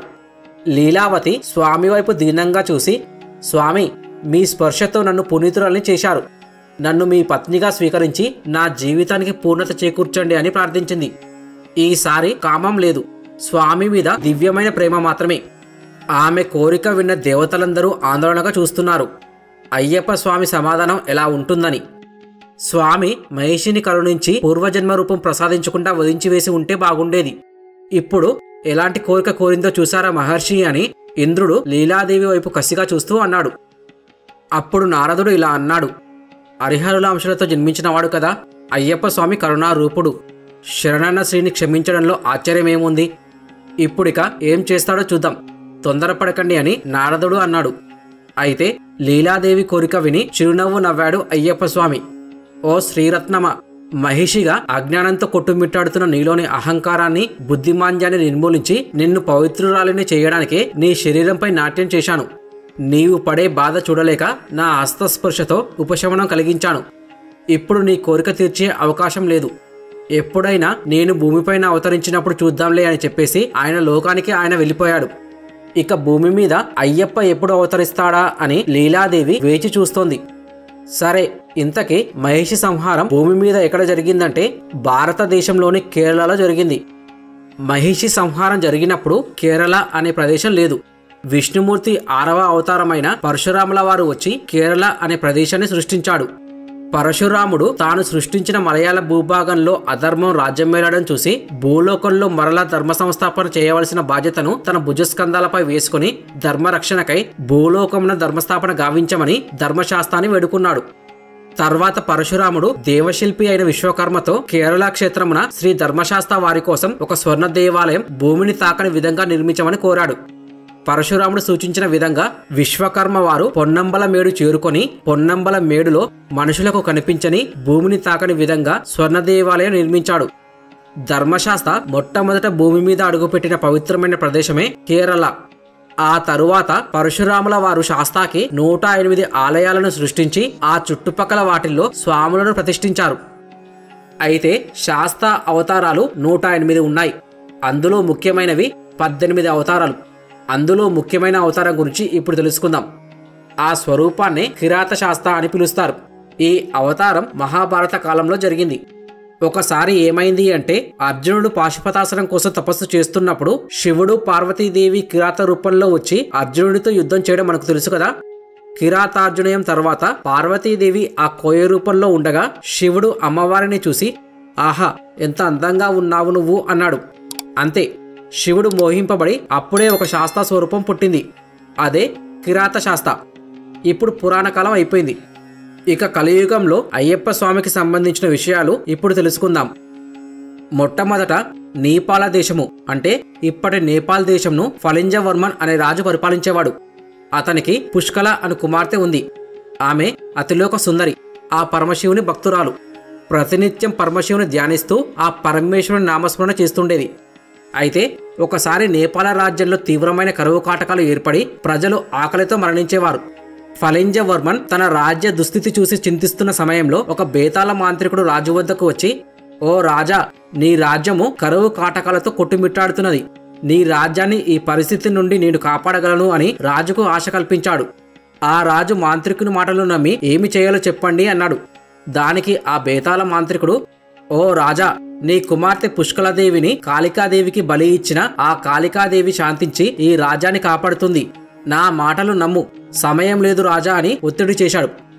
అయితే ఆ బేతాళ మాంత్రికుని ముఖ్య ఉద్దేశం దేవలగ్నంలో జన్మించిన అదృష్ట జాతకురాలైన పుష్కలాదేవిని కాళికాదేవికి బలి ఇచ్చి మాంత్రికుడు వరం పొందాలని కపట ఉపాయం పన్నాడు. దానికి ఆ నేపాల రాజు తన రాజ్యంలోని ప్రజలను కాపాడుకోవాలని తొందరలో అందుకు అంగీకరించాడు. తన తండ్రి ఇచ్చిన మాట కోసం, నేపాల ప్రజల క్షేమం కోసం పుష్కలాదేవి ఆత్మార్పణకు సిద్ధపడింది. కానీ శివుని భక్తురాలైన పుష్కలాదేవిని కాపాడవలసిన బాధ్యత ఆ శంకరునిదే అని ఆ పరమేశ్వరుడు భూలోక నివాసం ఏర్పరచుకున్న తన కుమారుడైన శాస్తాను పుష్కలని కాపాడమని ఆజ్ఞాపించాడు. శాస్తా వెంటనే తన తండ్రి ఆదేశానుసారం నేపాల్ దేశం వెళ్లి సరిగ్గా మాంత్రికుడు పుష్కలాదేవిని కాళికామాతకు బలి ఇవ్వబోతున్న సమయంలో అడ్డుకుని ఆ మాంత్రికుని అంతమొందించి పుష్కలాదేవిని కాపాడాడు. ఆ తర్వాత నేపాల రాజుకు ధర్మశాస్త్ర ఆ మాంత్రికుని కపట ఉద్దేశం తెలిపి రాజ్యమును కరువు కాటకాల నుండి రక్షించాడు. దానికి ఫలింజవర్మన్ తాను చేసిన తప్పుకు పశ్చాత్తాపపడి శాస్త్రాన్ని క్షమించమని వేడుకొని తన పాపానికి నివృత్తిగా తన కుమార్తెను వివాహమాడమని బ్రతిమలాడాడు. పుష్కలాదేవి కూడా శాస్తావారిని చూసిన మొదటి చూపులోనే అతనిని ఇష్టపడింది. అందుకే పరమేశ్వరుడి పుత్రుడితో వివాహం అనగానే ఆమె ఆనందానికి అవధులు లేవు. ఫలింజవర్మన్ కోరికను మన్నించి ఆ పరమశివుని అనుమతి తీసుకుని ధర్మశాస్త్ర పుష్కలాదేవిని పెళ్లి చేసుకున్నాడు. ఈ పుష్కలాదేవి ఎవరు అంటే పూర్ణ పుష్కల అని ఇద్దరు ఉన్నారు కదా, అయ్యప్ప స్వామి ఒక రూపంలో భూలోకానికి రాబోతున్నాడు అని వాళ్ళిద్దరూ కూడా కిందికి దిగి వచ్చారు. అందులో ఒక పుష్కలాదేవిని నేపాల దేశంలో వివాహం చేసుకున్నాడు. ఆ తర్వాత ఏమైందంటే మలయాళ దేశంలో అంటే ఇప్పటి కేరళని పింజకవర్మన్ అనే రాజు పరిపాలిస్తూ ఉండేవాడు. అయితే అతని రాజ్యంలోకి కొందరు బేతాళ రాక్షసులు చేరి ఆ రాజ్యంలోని ప్రజలను పట్టి పీడిస్తూ ప్రతిరోజు మానహోమం సాగించేవారు. అలా రోజు రోజుకు వారి ఆగడాలు మితిమీరిపోయాయి. రాజుగారికి ఏమి చెయ్యాలో తెలియక అప్పటికే ధర్మశాస్త్ర వారి ప్రభావం గురించి ఎన్నో మహిమలు విన్న రాజుగారు ధర్మశాస్త్రాన్ని తనని తన రాజ్యాన్ని కాపాడగలడు అని నమ్మి స్వామివారికి నిత్య పూజలు చేసేవాడు. అలా ఆ రాజు పూజలకు సంతుష్టుడైన స్వామి ధర్మస్థాపనకై మలయాళ దేశం చేరి బేతాళ రాక్షసులతో భీకరమైన యుద్ధం చేసి రాక్షసులందరినీ అంతమొందించాడు. ఆ విధంగా ఆ మలయాళ దేశంలో రాక్షసుల పీడ తొలగిపోయింది. అందుకు పరమానంద భరితుడైన రాజు ధర్మశాస్త్ర వారిని ఎంతో ఆరాధించి తన రాజ్యాన్ని రక్షించినందుకు ప్రతిఫలంగా తన కుమార్తె అయిన పూర్ణాదేవిని పెళ్లి చేసుకోమని వేడుకున్నాడు. శాస్త్ర కూడా అందుకు అంగీకరించి అంగరంగ వైభవంగా పూర్ణాదేవిని పెళ్లి చేసుకున్నాడు. అలా ధర్మశాస్త్ర వారు కిందకి రాగానే భూలోకానికి వచ్చిన పూర్ణ పుష్కల శక్తులు మళ్ళీ ఈయన దగ్గరికి చేరిపోయాయి. అయితే ఇక్కడే ఒక సమస్య వచ్చింది. అదేంటంటే పుష్కలాదేవి తండ్రి గారైన నేపాల రాజు ఫలింజవర్మన్కి స్వామివారి రెండో వివాహం గురించి తెలిసింది. తెలిసిన వెంటనే కోపంతో రగిలిపోతూ శాస్త్ర వారిని చేరుకొని నిలదీశాడు. తన కూతురైన పుష్కలాదేవిని పెళ్లి చేసుకుని తర్వాత ఇంకొకరిని ఎలా పెళ్లి చేసుకుంటావని ధర్మశాస్త్రాన్ని ప్రశ్నించి కోపంలో ధర్మశాస్త్ర వారికి శాపం పెట్టాడు. నీవు మానవునిగా జన్మించి ఆ జన్మ బ్రహ్మచారిగా జీవింతుగాక అని కోపంతో ధర్మశాస్త్ర వారిని శపించాడు. అదేమిటండి, దేవుడిని ఎవరైనా అలా శపిస్తారా అంటే కొన్నిసార్లు కిందికి దిగి రావడానికి దేవుడు అలా కర్మ చేసుకుంటాడు.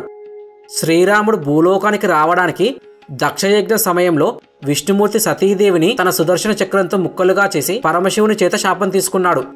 ఆ శాపం వలన శ్రీరాముడు భూలోకానికి వచ్చి భార్యా వియోగాన్ని అనుభవించాడు. ఎందుకు అలాంటి శాపాలు తీసుకుంటారంటే భూలోకంలో రావణాసురుడిని చంపాలి అనే కార్యం భవిష్యత్తులో రాబోతుంది కాబట్టి ముందుగానే వాళ్ళు అలా కర్మని చేసుకుంటారు. అలాగనే అయ్యప్ప స్వామి కలియుగంలో భూమిపైకి రావడానికి ఒక కారణం కావాలి కదా, అదే ఇది. సరే, ఫలింజవర్మన్ అనాలోచితంగా ధర్మశాస్త్ర వారిని శపించాడు కదా, స్వామి కూడా ఆ రాజు మీద ఆగ్రహించి, ఓ మూర్ఖ చక్రవర్తి, అజ్ఞానముతో అర్థం లేని ఆవేశంతో నీ బిడ్డపై మమకారంతో నన్ను శపించావు కాబట్టి మరు జన్మలో నీకు సంతానము లేక చింతిస్తావని శపించాడు. శాస్త్రవారు శపించేసరికి తప్పు తెలుసుకున్న మహారాజు నా అజ్ఞానాన్ని మన్నించి క్షమించండి స్వామి అని వేడుకున్నాడు. అయితే కరుణామూర్తి అయిన శాస్త్ర రాజుని చింతించవద్దని చెప్పి, రాజా, ఆ మరుజన్మలో నీ పుత్రుడిగా నీ ఇంట పెరుగుతానని వరమిచ్చి పూర్ణ పుష్కల సమేతుడై కైలాసం చేరుకున్నారు. సరే, ఇప్పుడు ఎప్పుడెప్పుడా అని ఎదురుచూస్తున్న 10వ శతాబ్దంలో జరిగిన మన మణికంఠుడి అవతారం గురించి తెలుసుకుందాం. అసలు మొట్టమొదట మణికంఠుడు భూమి మీదకు రావాల్సిన అవసరం ఏంటి? మణికంఠుడు మహిషి సంహారం కోసం వచ్చాడని సినిమాలలో చూపించారు, కానీ అది నిజం కాదు. మహిషి సంహారం ఎప్పుడో వేరే యుగంలో జరిగిపోయింది. కలియుగం కన్నా ముందే మహిషి సంహారం జరిగింది. మరి మణికంఠుడి అవతారం ఎందుకు అంటే దానికి 2 కారణాలు ఉన్నాయి. మొట్టమొదటి కారణం ఏమిటంటే అప్పటికే ఆదిశంకరాచార్యుల వారు పుట్టారు. వాళ్ళ అమ్మగారు శరీరం వదిలినప్పుడు అక్కడి వాళ్ళందరూ చేసిన పనులకి శంకరాచార్యుల వారు శపించారు.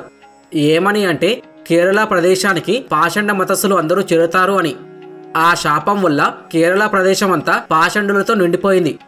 వారి వల్ల పరశురాముడు ప్రతిష్ఠించిన 108 శాస్త్రస్వరూప ఆలయాలు అన్నీ కాలగర్భంలో కలిసిపోయాయి.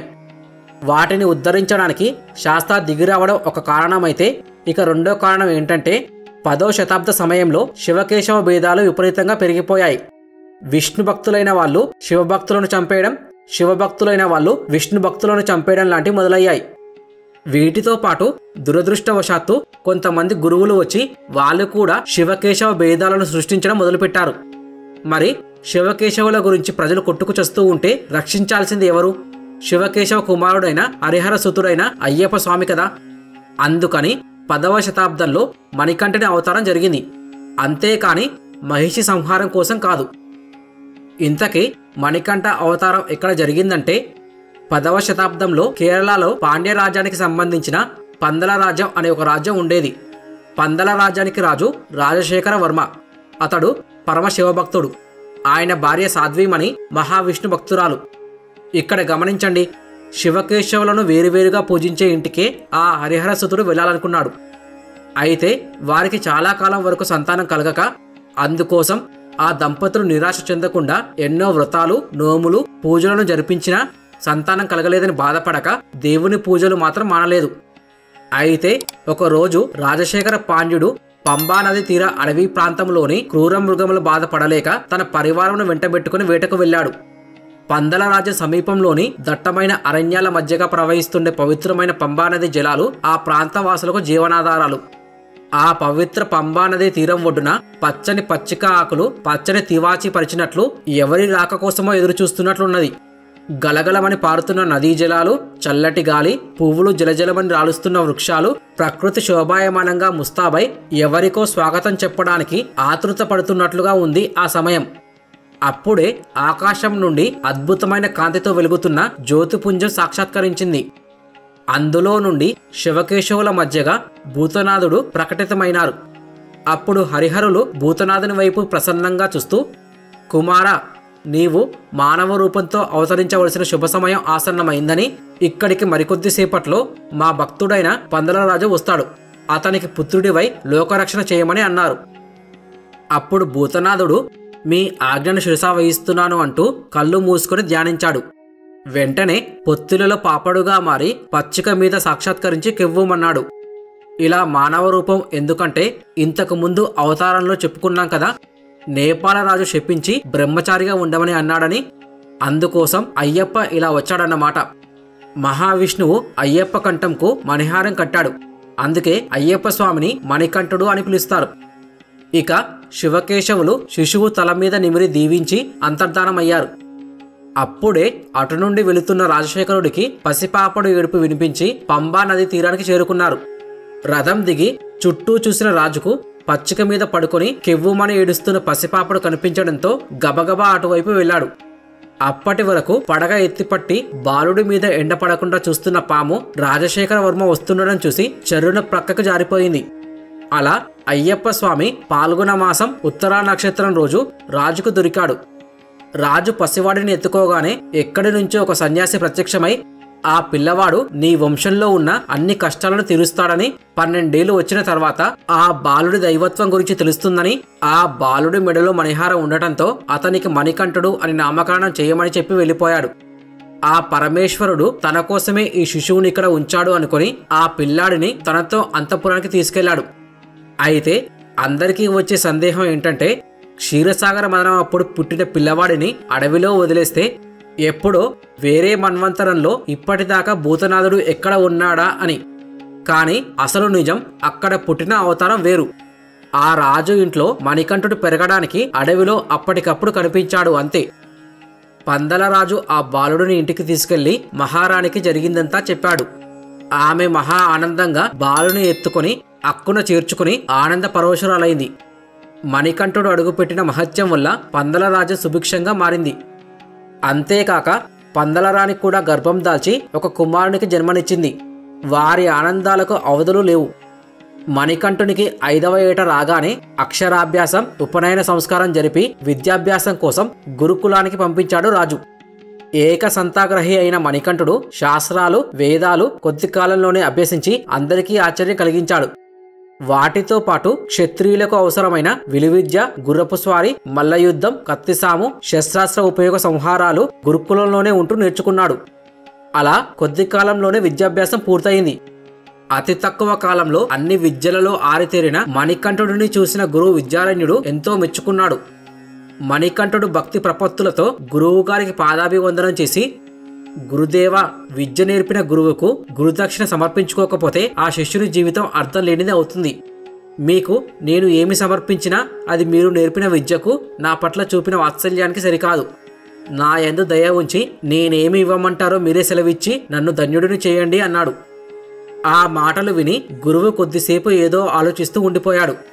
మణికంఠుడు సామాన్య మానవ బాలుడు కాదని, కారణ జన్ముడని గురువుకు ముందు నుండే అనిపించేది.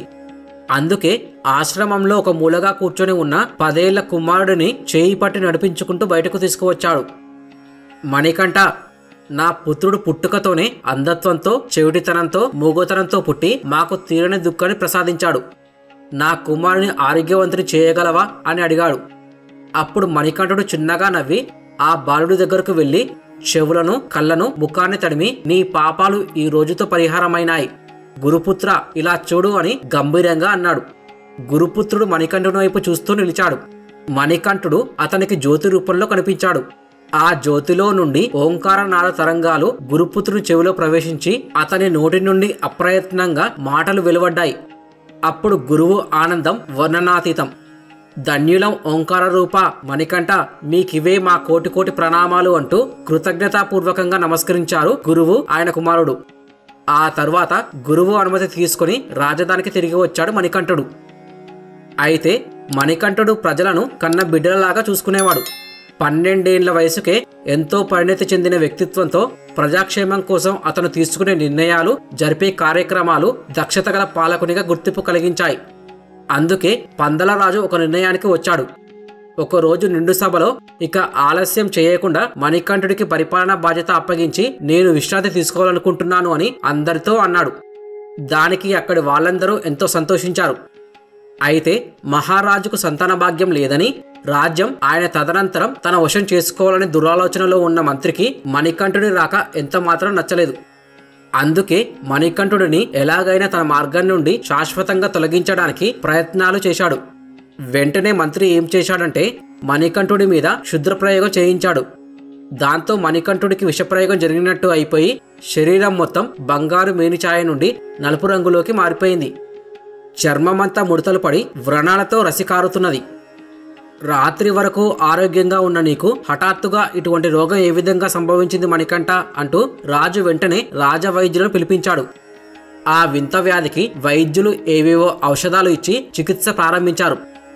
అలా 2 రోజులు గడిచినా అంతకంతకు పరిస్థితి దిగజారుతున్నదే గాని వ్యాధి తగ్గడం లేదు. మహారాజుకు ఏం చేయాలో పాలుపోలేదు. పరమేశ్వర, రక్షించు స్వామి అంటూ రాజ్యంలోని వారందరూ ఆ దేవుడిని ప్రార్థించసాగారు. సరిగ్గా ఆ సమయంలో డమరు వాయిస్తూ ఒక వృద్ధుడు అక్కడికి వచ్చాడు. అప్పుడు రాజు తన కొడుకుని కాపాడమని ఆ వృద్ధుడిని ప్రార్థించాడు. అప్పుడు ఆ వృద్ధుడు మణికంఠుడి గదిలోకి వెళ్ళి, రాజా, మీరందరూ బయటే ఉండండి. చికిత్స పూర్తయిన తర్వాత నేను తలుపు తీసే వరకు మీరెవ్వరూ లోపలకు రాకూడదు అంటూ హెచ్చరించి లోపలకు వెళ్లి తలుపు మూసి మారువేషంలో ఉన్న శివుడు ఇలా అన్నాడు. పుత్ర, భూతనాథ, కొందరు దుష్టుల కుతంత్రం వల్ల చేతబడికి లోబడి ఈ విధంగా అస్వస్థుడవయ్యావు. ఈ పరిస్థితి నుండి నీకిప్పుడే ఉపశమనం కలిగిస్తాను అంటూ తను ధరించిన విభూతిని కొంత తీసి మణికంఠుడిపై చల్లాడు. వెంటనే బాధ మాయమై బంగారు మేనిఛాయతో ప్రకాశిస్తూ నిలిచాడు మణికంఠుడు. కుమార, నీవు తలుచుకుంటే ఆ దుష్టశక్తులను నీపై ప్రభావం చూపకుండా అణచివేసి వాటిని నీపై ప్రయోగించిన వారిని కూడా శిక్షించగలవు. కానీ మానవ రూపధారణ వల్ల మౌనంగా ఆ బాధను భరించావని తెలుసు. ఇకపై ఏ దుష్టశక్తి నీపై ప్రభావం చూపకుండా వరం ప్రసాదిస్తున్నాను అని పరమేశ్వరుడు తిరిగి వృద్ధుని రూపు ధరించి తలుపు తీశాడు. మణికంఠుడు ఆరోగ్యవంతుడిగా మారడంతో రాజదంపతులు ఎంతో సంతోషించారు. ఒక పల్లెం నిండా బంగారు నాణాలు పోసి వృద్ధుడికి బహూకరించబోయాడు మహారాజు. అప్పుడు ఆ వృద్ధుడు, మహారాజా, వాటిని మీ ప్రజలకి దానం చేయండి అంటూ వెళ్ళిపోయాడు. ఈ విషయం తెలిసిన మంత్రి సేనాపతులలో పరివర్తన కలగకపోగా మణికంఠుడిపై ఈర్ష్యాద్వేషాలు ఎక్కువయ్యాయి. వెంటనే మరో పథకం వేసి మహారాణితో ఇలా అన్నాడు. మహారాణి, ప్రభువు నిండు సభలో మణికంఠునికి పందలరాజ సింహాసనం కట్టబెట్టనున్నట్లు ప్రకటించారు. త్వరలో పట్టాభిషేకం జరగబోతున్నది అన్నాడు. దానికి మహారాణి ఎంత మంచి వార్త అని అన్నది. కానీ మంత్రి రాణి మనసులో ఒక విషపు బీజాన్ని నాటాడు. ధర్మబద్ధంగా మీకు జన్మించిన పుత్రునికి కాకుండా అడవిలో దొరికిన అనాథ బాలుడికి పట్టం కట్టడం అన్యాయం కాదా? మంత్రి అన్న మాటలు రాణి మీద విపరీత ప్రభావం చూపాయి. అంతవరకు మణికంఠుని పట్ల ఆమెకున్న వాత్సల్యానురాగాల స్థానంలో కోపావేశాలు చోటు చేసుకున్నాయి. నా కుమారునికి అన్యాయం జరగడం నేను సహించలేను. మణికంఠునికి పట్టాభిషేకం జరగనివ్వను అంటూ మంత్రి వైపు చూసింది. తన కపటోపాయం ఫలించినందుకు మంత్రి లోలోపల సంతోషిస్తూ ఇలా అన్నాడు, మహారాణి, మీ మాట విని ఒకవేళ మహారాజు మనస్సు మార్చుకొని మీ పుత్రుడికే పట్టం కట్టినా మణికంఠుడు కోపంతో మీ పుత్రునికి హాని కలిగించే అవకాశం ఉంది. అందుకే మీరు జాగ్రత్తగా ఆలోచించి అతని అడ్డును పూర్తిగా తొలగిపోయేలా చేసుకోవాలి అని ఒక ఉపాయాన్ని చెప్పాడు. వెంటనే మహారాణి విపరీతమైన తలనొప్పితో బాధపడుతున్నట్టు నటించింది. ఆ మరుక్షణమే మహారాజుకి ఈ విషయం తెలిసి, కొద్ది రోజుల క్రితం మణికంఠుడు, ఇప్పుడు మహారాణి, రాజకుటుంబంలో ఏమిటిలా అస్వస్థతలు సంభవిస్తున్నాయి, కారణమేమై ఉంటుంది అనుకుంటూ అంతఃపురానికి బయలుదేరాడు. మణికంఠుడు కూడా రాజు వెంట వెళ్ళాడు.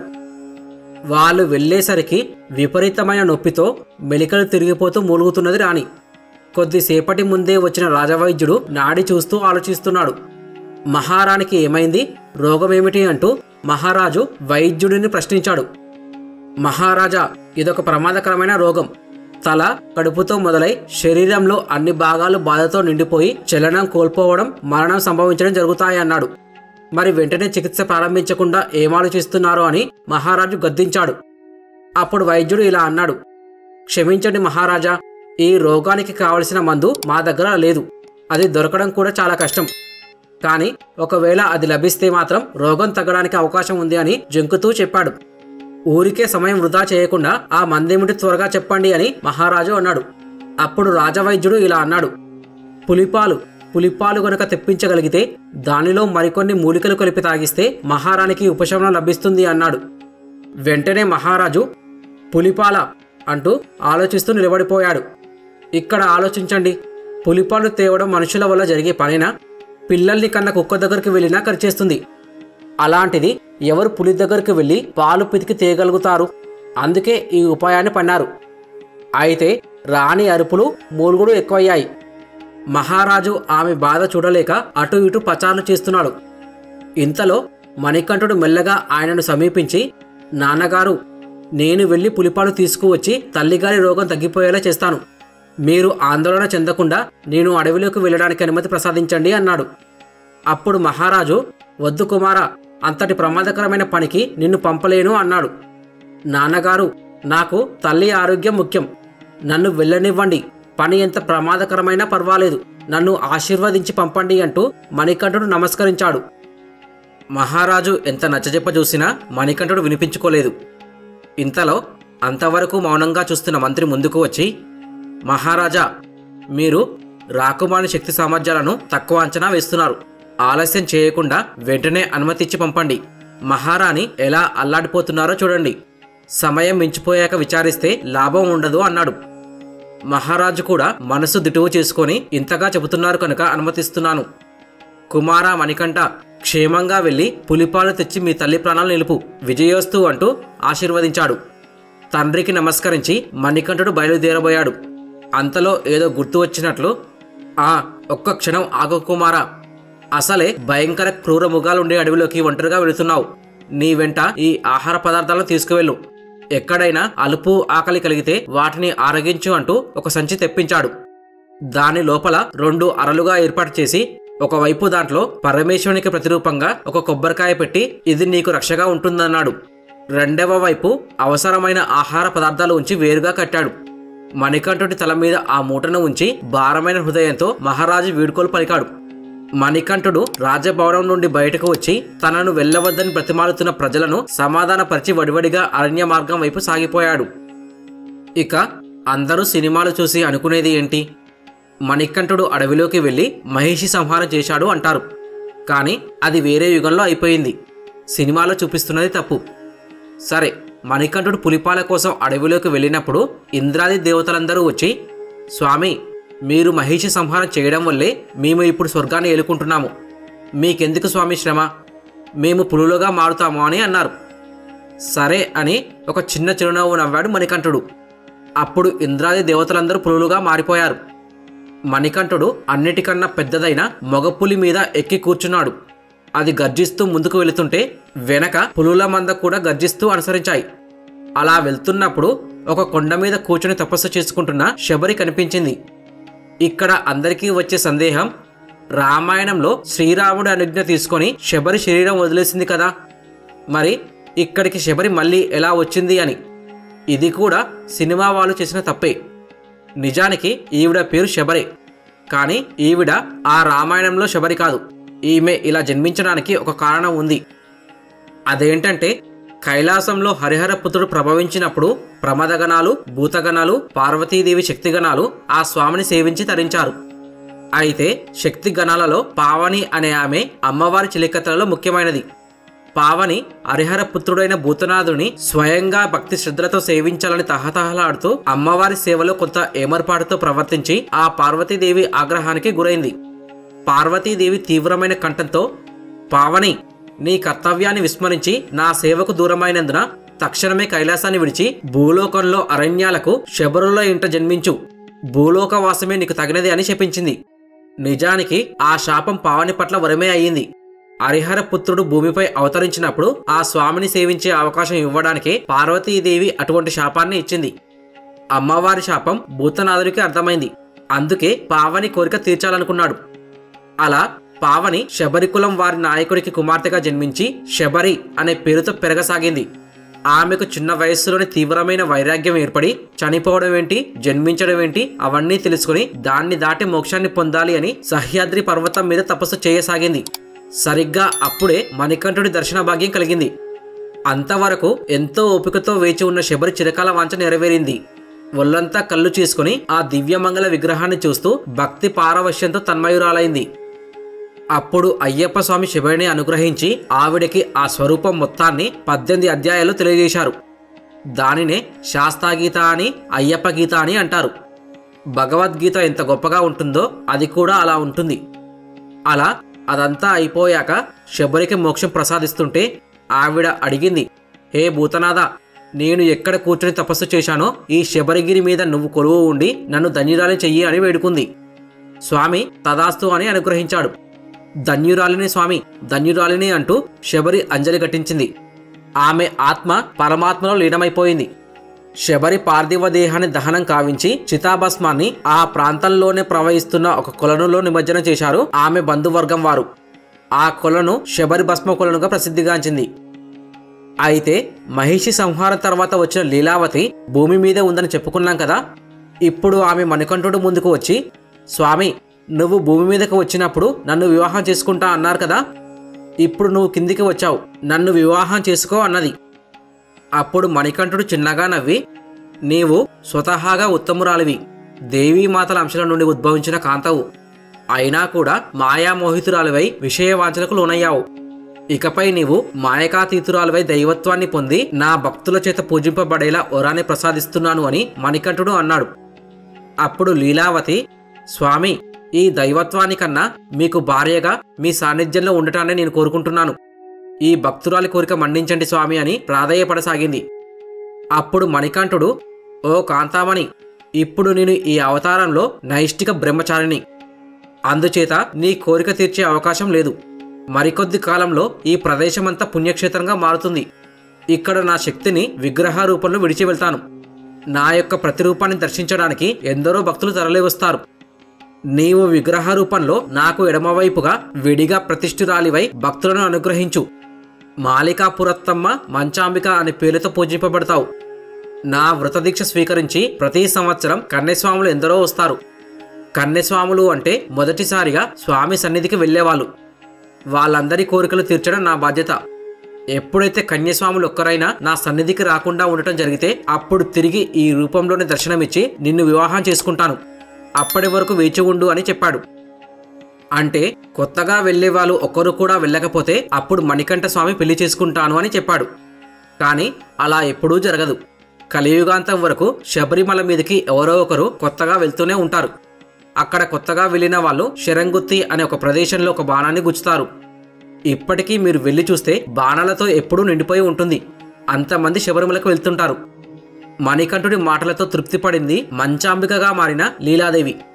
అలా అయ్యప్ప స్వామి రాక్షసిని సంహరించి ఆమె వల్ల తిరిగి అరాచకం ప్రబలకుండా, దేవతలకు హాని నష్టాలు సంభవించకుండా ఉండాలని దైవత్వాన్ని ప్రసాదించి అయ్యప్ప సన్నిధిలో ఉండిపోయేలా చేశాడు ఆ ధర్మశాస్త్ర. అయితే మణికంఠుడు అడవి దాటి పులులతో రాజసరిహద్దులు చేరుకోగానే అక్కడ నివసిస్తున్న ప్రజలు భయభ్రాంతులై అమ్మో, ఎన్ని పులులో దండుగా మన మీదకే వస్తున్నాయి, పారిపోండి, పరిగెత్తండి అంటూ అరుచుకుంటూ పరుగులు తీయసాగారు. అది గమనించిన మణికంఠుడు పులుల గర్జనలో ఆపమని ఆజ్ఞాపించాడు. మరుక్షణమే అవన్నీ నిశ్శబ్దంగా నిలిచాయి. అప్పుడు మణికంఠుడు ఇలా అన్నాడు, ప్రజలారా, నేనుండగా మీరు భయపడవలసిన అవసరం లేదు. ఈ పులులు మీకు హాని కలిగించవు, భయపడకండి అంటూ మణికంఠుడు పెద్దగా చెప్పేసరికి మణికంఠుడి కంఠాన్ని గుర్తుపట్టి ప్రజలు పరుగులు ఆపారు. పెద్ద పులి మీద టీవీగా కూర్చొని ఉన్న మణికంఠుని గుర్తుపట్టి జనాలు ఆనందంగా చప్పట్లు చరిచారు. అదిగో మన రాకుమారుడు, తల్లి అస్వస్థతను పోగొట్టడానికి పులుల గుంపునే వెంట తీసుకువచ్చాడు అంటూ నమస్కరించారు. అలా పులుల మంద మధ్యగా మణికంఠుడు వెళుతూ ఉంటే వెనకగా ప్రజలు జయ జయ ధ్వానాలు చేస్తూ అనుసరించారు. ఆ విధంగా రాజభవనం వైపు పులుల మందతో వస్తున్న మణికంఠుడిని చూడగానే మహారాజు ఆశ్చర్యానికి అంతం లేకుండా పోయింది. అప్పుడు మణికంఠుడు మహారాజు దగ్గరికి వెళ్ళి, తండ్రి, తల్లిగారి అస్వస్థత తగ్గించడానికి కావలసినన్ని పులిపాలు తీసుకువచ్చాను. ఆ తర్వాత వాటిని అడవిలోకి పంపించి వేస్తాను. మీరెవరూ భయపడవలసిన అవసరం లేదు అని మృదువుగా అన్నాడు. మహారాజుకు మణికంఠుని చూస్తుంటే ఏదో దివ్యానుభూతి కలిగింది. కుమారా మణికంఠ, నీవు సామాన్యుడవు కాదు. మాపై కరుణతో మాకు పుత్రుడిపై ఆనందాన్ని పంచడానికి వచ్చిన భగవంతుడివి అంటూ దగ్గరకు తీసుకుని గాఢంగా ఆలింగనం చేసుకున్నాడు. మణికంఠుడిని చూడగానే మహారాణికి, మంత్రికి జ్ఞానోదయమై నమస్కరించి క్షమించమని వేడుకున్నారు. నీవు సామాన్య బాలుడివి కావని, మమ్మల్ని ఉద్ధరించడానికి వచ్చిన దైవాంశ సంభూతుడివని తెలుసుకున్నాము. ఇక ఏ పులిపాలు అవసరం లేదు, మమ్మల్ని క్షమించు పుత్రా అంటూ పశ్చాత్తాపంతో కన్నీళ్లు పెట్టుకున్న తల్లిని ఓదార్చాడు మణికంఠుడు. మంత్రికి, రాజవైద్యుడికి, సేనాపతికి కూడా క్షమాభిక్ష ప్రసాదించాడు కరుణామూర్తి అయిన మణికంఠుడు. తర్వాత మహారాజు, మహారాణి, కుమారా, నువ్వే ఈ రాజ్యాన్ని పరిపాలించాలి అన్నారు. అప్పుడు మణికంఠుడు అందరినీ ఉద్దేశించి ఇలా అన్నాడు, నేను రాజ్యాన్ని పాలించలేను. నేను వచ్చిన అవతార కార్యం పూర్తయింది. నేను ఈ మానవ రూపాన్ని ఉపసంహరించి మీ అందరి క్షేమాన్ని కోరి మీతోనే మీ మధ్య ఉండటానికి నా అర్చారూపాన్ని నాకు ప్రతిగా అనుగ్రహిస్తున్నాను. శివకేశవ భేదం లేకుండా అందరూ వచ్చి నన్ను హరిహరసుతునిగా దర్శించుకుంటారు. అదే నా అవతార ప్రయోజనం అని తనకి తొడిగిన ఆభరణాలన్నీ తీసి వాళ్ళకిచ్చేసి, ఈ ఆభరణాల్ని ప్రతి మకర సంక్రాంతి రోజు మీరు వచ్చి నా స్వరూపానికి అలంకరించుకొని నన్ను చూసి తృప్తి పడండి. మహారాజా, ఇలా చూడు, ఈ రాజభవనం నుండి నేను వదులుతున్న ఈ బాణం అక్కడ ఆ అరణ్య భాగంలో పడ్డ చోటు ఆలయ నిర్మాణం కావించి నా విగ్రహాన్ని ప్రతిష్ఠించి ఆరాధించు అని చెప్పి బాణం వదిలి అంతర్ధానం చెందాడు. రాజపరివారం, ప్రజలు కొంతసేపటి వరకు నోటమాట రాక అలాగే ఉండిపోయారు. తర్వాత మణికంఠుడు సంధించి వేసిన బాణం పడిన చోటును గుర్తించి అక్కడ ఆలయ నిర్మాణం ప్రారంభించాలని పందలరాజు నిశ్చయించుకున్నాడు. అప్పుడు అక్కడి ప్రజలు, మహారాజా, తగిన నిర్ణయం తీసుకున్నారు. మేము మీ వెంటే వస్తాము. తండ్రిలాగా మా అందరినీ చూసుకొని ఎల్లప్పుడూ మా యోగక్షేమాలు విచారిస్తూ ఉంటానని వాగ్దానం చేసిన ఆ స్వామి మాకు అయ్యా, అప్ప అంటే ఆ ప్రాంత వాడుక భాషలో తండ్రిని సంబోధించే పదాలు. ఇకపై మేమందరం అయ్యప్ప స్వామిగా భక్తి శ్రద్ధలతో పూజించుకుంటాము మా మణికంఠ స్వామిని అంటూ తమ మనసులోని మాటను విన్నవించుకున్నారు. అలా అయ్యప్ప అనే పేరు అప్పుడు వచ్చింది. సరే అని బాణం వెతకడానికి అందరూ బయలుదేరారు. అయితే అరణ్య ప్రాంతాన్ని చేరేసరికి రాత్రి అయ్యింది. రాత్రివేళ బాణం కనిపెట్టడం కష్టమని సైనికులు వేసిన శిబిరంలో రాజు పడుకున్నాడు. కొద్దిసేపటికే ఎవరో తనను పిలుస్తున్న అలికిడికి ఉలిక్కిపడి కళ్ళు తెరిచాడు. పందలరాజు ముందు భూతనాథుడు, ధర్మశాస్త్ర ఆంతరంగిక సేవకుడు అయిన వపర కనిపించి ప్రజలు అందరూ గాఢ నిద్రలో ఉండగా ఒక చోటుకు తీసుకెళ్లాడు. మనం ఇంతకు ముందు చెప్పుకున్నాం కదా, దేవతలు అయ్యప్ప స్వామికి మానవుల కళ్ళకు కనిపించని బంగారు ఆలయం నిర్మించారని. అక్కడికి తీసుకెళ్లాడు.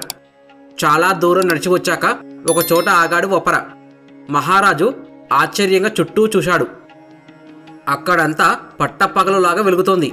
ఒక కొండ మీద బంగారంతో చేయబడిన ఆలయంలో సింహాసనం ఒకటి దగదగలాడుతోంది. మణిఖచిత సింహాసనం మీద దివ్య తేజంతో ప్రకాశిస్తూ గంభీరంగా కూర్చొని ఉన్నాడు శాస్త్రారూపంలో ఉన్న మణికంఠుడు. దేవతలు, మునులు ప్రక్కగా నిలబడి స్తోత్రాలు చదువుతున్నారు. యక్ష, కిన్నెర, కింపురుషాది ఊర్ధ్వలోక వాసులందరూ తమ తమ రీతులలో స్వామిని సేవిస్తున్నారు. గంధర్వులు పుష్పవృష్టి కురిపిస్తూ సామగానం ఆలపిస్తున్నారు. స్వామి దివ్యమంగళ రూపాన్ని చూస్తూ భక్తి పారవశ్యంతో మహారాజు అలా చూస్తున్నాడు. రాజా, నా సగుణ రూపాన్ని చూసి తృప్తి చెందావు కదా. ఇక్కడ దేవతల చేత నిర్మింపబడిన ఈ స్వర్ణ దేవాలయం, నా సగుణ రూపం మానవుల సామాన్య దృష్టికి గోచరం కావు. అందుకే భూలోక వాసుల కోసం ఈ ప్రాంతం శబరిగిరి క్షేత్రంగా విలసిల్లాలని ఇక్కడ నిర్మించే ఆలయం ఈ ఆలయాన్ని పోలి ఉండాలని సంకల్పించాను. అందుకే నిన్ను రప్పించి ఈ ఆలయాన్ని చూసే అవకాశం కల్పించాను అన్నాడు అయ్యప్ప స్వామి.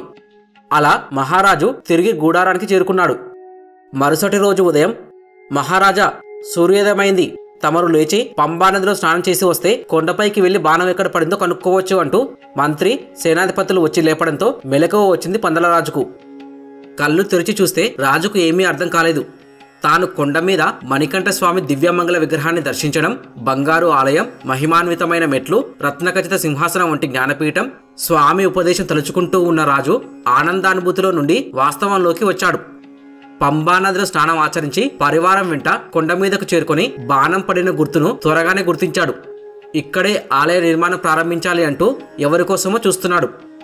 సరిగ్గా అప్పుడే విశ్వకర్మ, అగస్త్య మహర్షి అక్కడికి వచ్చి, మేము ఆలయ నిర్మాణం ప్రారంభిస్తాము, మీరందరూ వెళ్ళవచ్చు అనగానే మహారాజు పరివారంతో కొండ కిందికి దిగివచ్చి శిబిరంలో కూర్చుని ఎదురు చూడసాగాడు. ఎప్పుడెప్పుడు చూస్తామా అని ఆతృతతో చూస్తున్నారు. అప్పుడే పరశురాముల వారు అక్కడికి వచ్చి వాళ్ళని కూడా ఆలయానికి తీసుకెళ్లాడు. అక్కడ కనిపించిన ఆలయం సరిగ్గా తాను స్వప్నంలో చూసిన బంగారు ఆలయంలాగే ఉండటంతో రాజు ఆశ్చర్యపోయాడు. ఇంతలో ఒక్కసారిగా మంగళవాద్యాల ఘోష వినిపించింది. అది సూర్యుడు మకర రాశిలోకి సంక్రమణం చెందుతున్న పుణ్యకాలం. అత్యంత శుభప్రదమైనది. గ్రహాలు, నక్షత్రాలు శుభప్రదంగా ఉన్న సమయం. ఋషిగణాలు వేదాలు పఠిస్తుంటే పుష్పవృష్టి కురుస్తున్నది. పరశురాముడు పీఠాన్ని చేరుకుని దానిపై విగ్రహాన్ని ప్రతిష్ఠించి పట్టు వస్త్రాలతో కప్పబడిన వస్త్రాన్ని తొలగించాడు. ఆహా, అద్భుతం, పరమాద్భుతం! ఆ విగ్రహాన్ని చూస్తూనే అందరి నోటి నుండి స్వామియే శరణమయ్యప్ప అన్న మంత్రం వెలువడింది. ఆ విధంగా శబరిగిరిలో అయ్యప్ప విగ్రహ ప్రతిష్ఠ జరిగింది. ఆ తర్వాత ఆలయంలో మెట్లు ఉన్నాయి కదా, ఆ 18 మెట్ల కింద స్వామివారు వాడిన ఆయుధాల్ని రహస్యంగా ప్రతిష్ఠించి ఆ పైన మెట్లు కట్టారట. అందుకే ఆ మెట్ల మీద నుంచి ఎక్కితే అపారమైన శక్తి వస్తుందని అంటారు. కానీ ఆ మెట్లు ఎక్కాలి అంటే 41 రోజులు బ్రహ్మచర్యం పాటించిన వాళ్ళే దానిపైన అడుగు పెట్టడానికి కుదురుతుంది. ఎవరు పడితే వాళ్ళు వెళ్ళకూడదు. ఎందుకంటే నైష్టిక బ్రహ్మచారి అయిన మణికంఠుడి ఆయుధాలు కదా, వాటికి ఎన్నో శక్తులు ఉంటాయి. కాబట్టే శబరిమల కొండ మీదకి స్త్రీలను రావద్దు అంటారు. అంతేకాకుండా వివిధ కారణాలు కూడా ఉన్నాయి. ఇంతకీ వావర్ స్వామి అనే ముస్లిం గురించి చెప్పలేదేంటి అనుకుంటున్నారా? వావరుని మణికంఠుడు అవతారంలో కలవలేదు. ఇది కూడా సినిమా వాళ్ళు చూపించిన అబద్ధమే. అయితే వావర్ అనే ఆయన లేడా అంటే ఉన్నాడు, కానీ తర్వాత అవతారంలో వస్తాడు. ఆ అవతారాన్ని కేరళ వర్మ అవతారం అని, లేకపోతే కేరళ అయ్యనార్ అవతారం అని పిలుస్తారు. ఇది 11-12 శతాబ్దం మధ్యలో కేరళలో జరిగింది. ఈ అవతారాన్ని అయ్యప్ప స్వామి సైనికుడు అంటూ ఉంటారు. దీనికైతే చారిత్రకమైన ఆధారాలు కూడా ఉన్నాయి. ఇంతకీ అప్పుడు ఏం జరిగిందంటే, తురుష్కులు, పాషండ మతాలు భారతదేశంలోకి రావడం వల్ల సనాతన ధర్మం లుప్తం అయిపోవడం మొదలుపెట్టింది. దాంతోపాటు కలిపురుషుని ప్రభావానికి లోనైన ఉదయనుడు అనే గజదొంగతో పాటు పుదుచ్చేరి మల్లన్, ముండన్ అనే బందిపోటు దొంగలు తయారయ్యారు. వాళ్ళు చేసే అరాచకాలు మామూలుగా ఉండేవి కాదు. ఆడవాళ్ళని చెరపట్టి ఘోరంగా హింసించి వాళ్ళ మానాన్ని దోచుకోవడం, అలాగే మగవాళ్ళందరినీ చంపేయడం, డబ్బు ఎక్కడ ఉంటే అక్కడికి వెళ్లి కొల్లగొట్టేయడం, ఇలా రకరకాలైన దారుణమైన పనులు ఎన్నో చేసేవారు. అయితే అప్పుడున్న సమయంలో పందల రాజ్యానికి రాజు రాజశేఖరుడు ఉండేవాడు. ఈయన ఇంకొక రాజు, కానీ అదే వంశానికి చెందిన ఆయన. ఉదయనుడు పందల రాజును జయిద్దామని ఎన్నిసార్లు దాడి చేసినా అతను జయించలేకపోయాడు. ఎందుకంటే ఆ రాజ్యంలో అయ్యప్ప స్వామి పెరిగాడు. ఇంతలో ఉదయనుడితో ఒకడు ఇలా అన్నాడు, శబరిమల ఆలయంలో మణికంఠుడి విగ్రహం ఉంది కదా, దానిని ఆలయాన్ని ధ్వంసం చేసేస్తే గనక పందల రాజును జయించొచ్చు అని అన్నాడు. అయితే ఆలయంలో విష్ణుదత్తుడు అనే పూజారి రోజు పూజలు చేసేవాడు. అతనికి జయవర్ధనుడు అనే 12 ఏళ్ల కొడుకు ఉన్నాడు. అనుకున్నట్లుగానే ఉదయనుడు ఆలయం దగ్గరికి వెళ్ళాడు. గుర్రం డెక్కల చప్పుడు విని పూజారి ఉలిక్కిపడి లేచాడు. అతని గుండెలు దడదడమన్నాయి. ఆ దుష్టుడి చూపు ఈ ఆలయం మీద పడి లోపలకు రాడు కదా అనుకుంటూ అక్కడే ఉన్న కొడుకు వైపు ఆందోళనగా చూస్తూ, కుమారా జయవర్ధన, ఈ దుర్మార్గుడు గుడి లోపలికి వస్తాడేమో, పారిపో, వాడి కంటపడకుండా పరిగెత్తి వెళ్ళి ఎక్కడైనా దాక్కో అంటూ తొందరపెట్టాడు. అప్పుడు తండ్రి వైపు చూస్తూ, మరి మీరు అని అడిగాడు. నా మాట విను, నీవు ప్రాణాలు దక్కించుకో కుమారా, నేను పరిగెత్తలేను. ఇక్కడే మనం నమ్మిన స్వామి దగ్గరే ఉంటాను.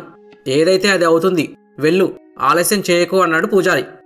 జయవర్ధనుడు ఇష్టం లేకపోయినా తండ్రి మరీ మరీ చెప్పడంతో బయటకు పరిగెత్తాడు.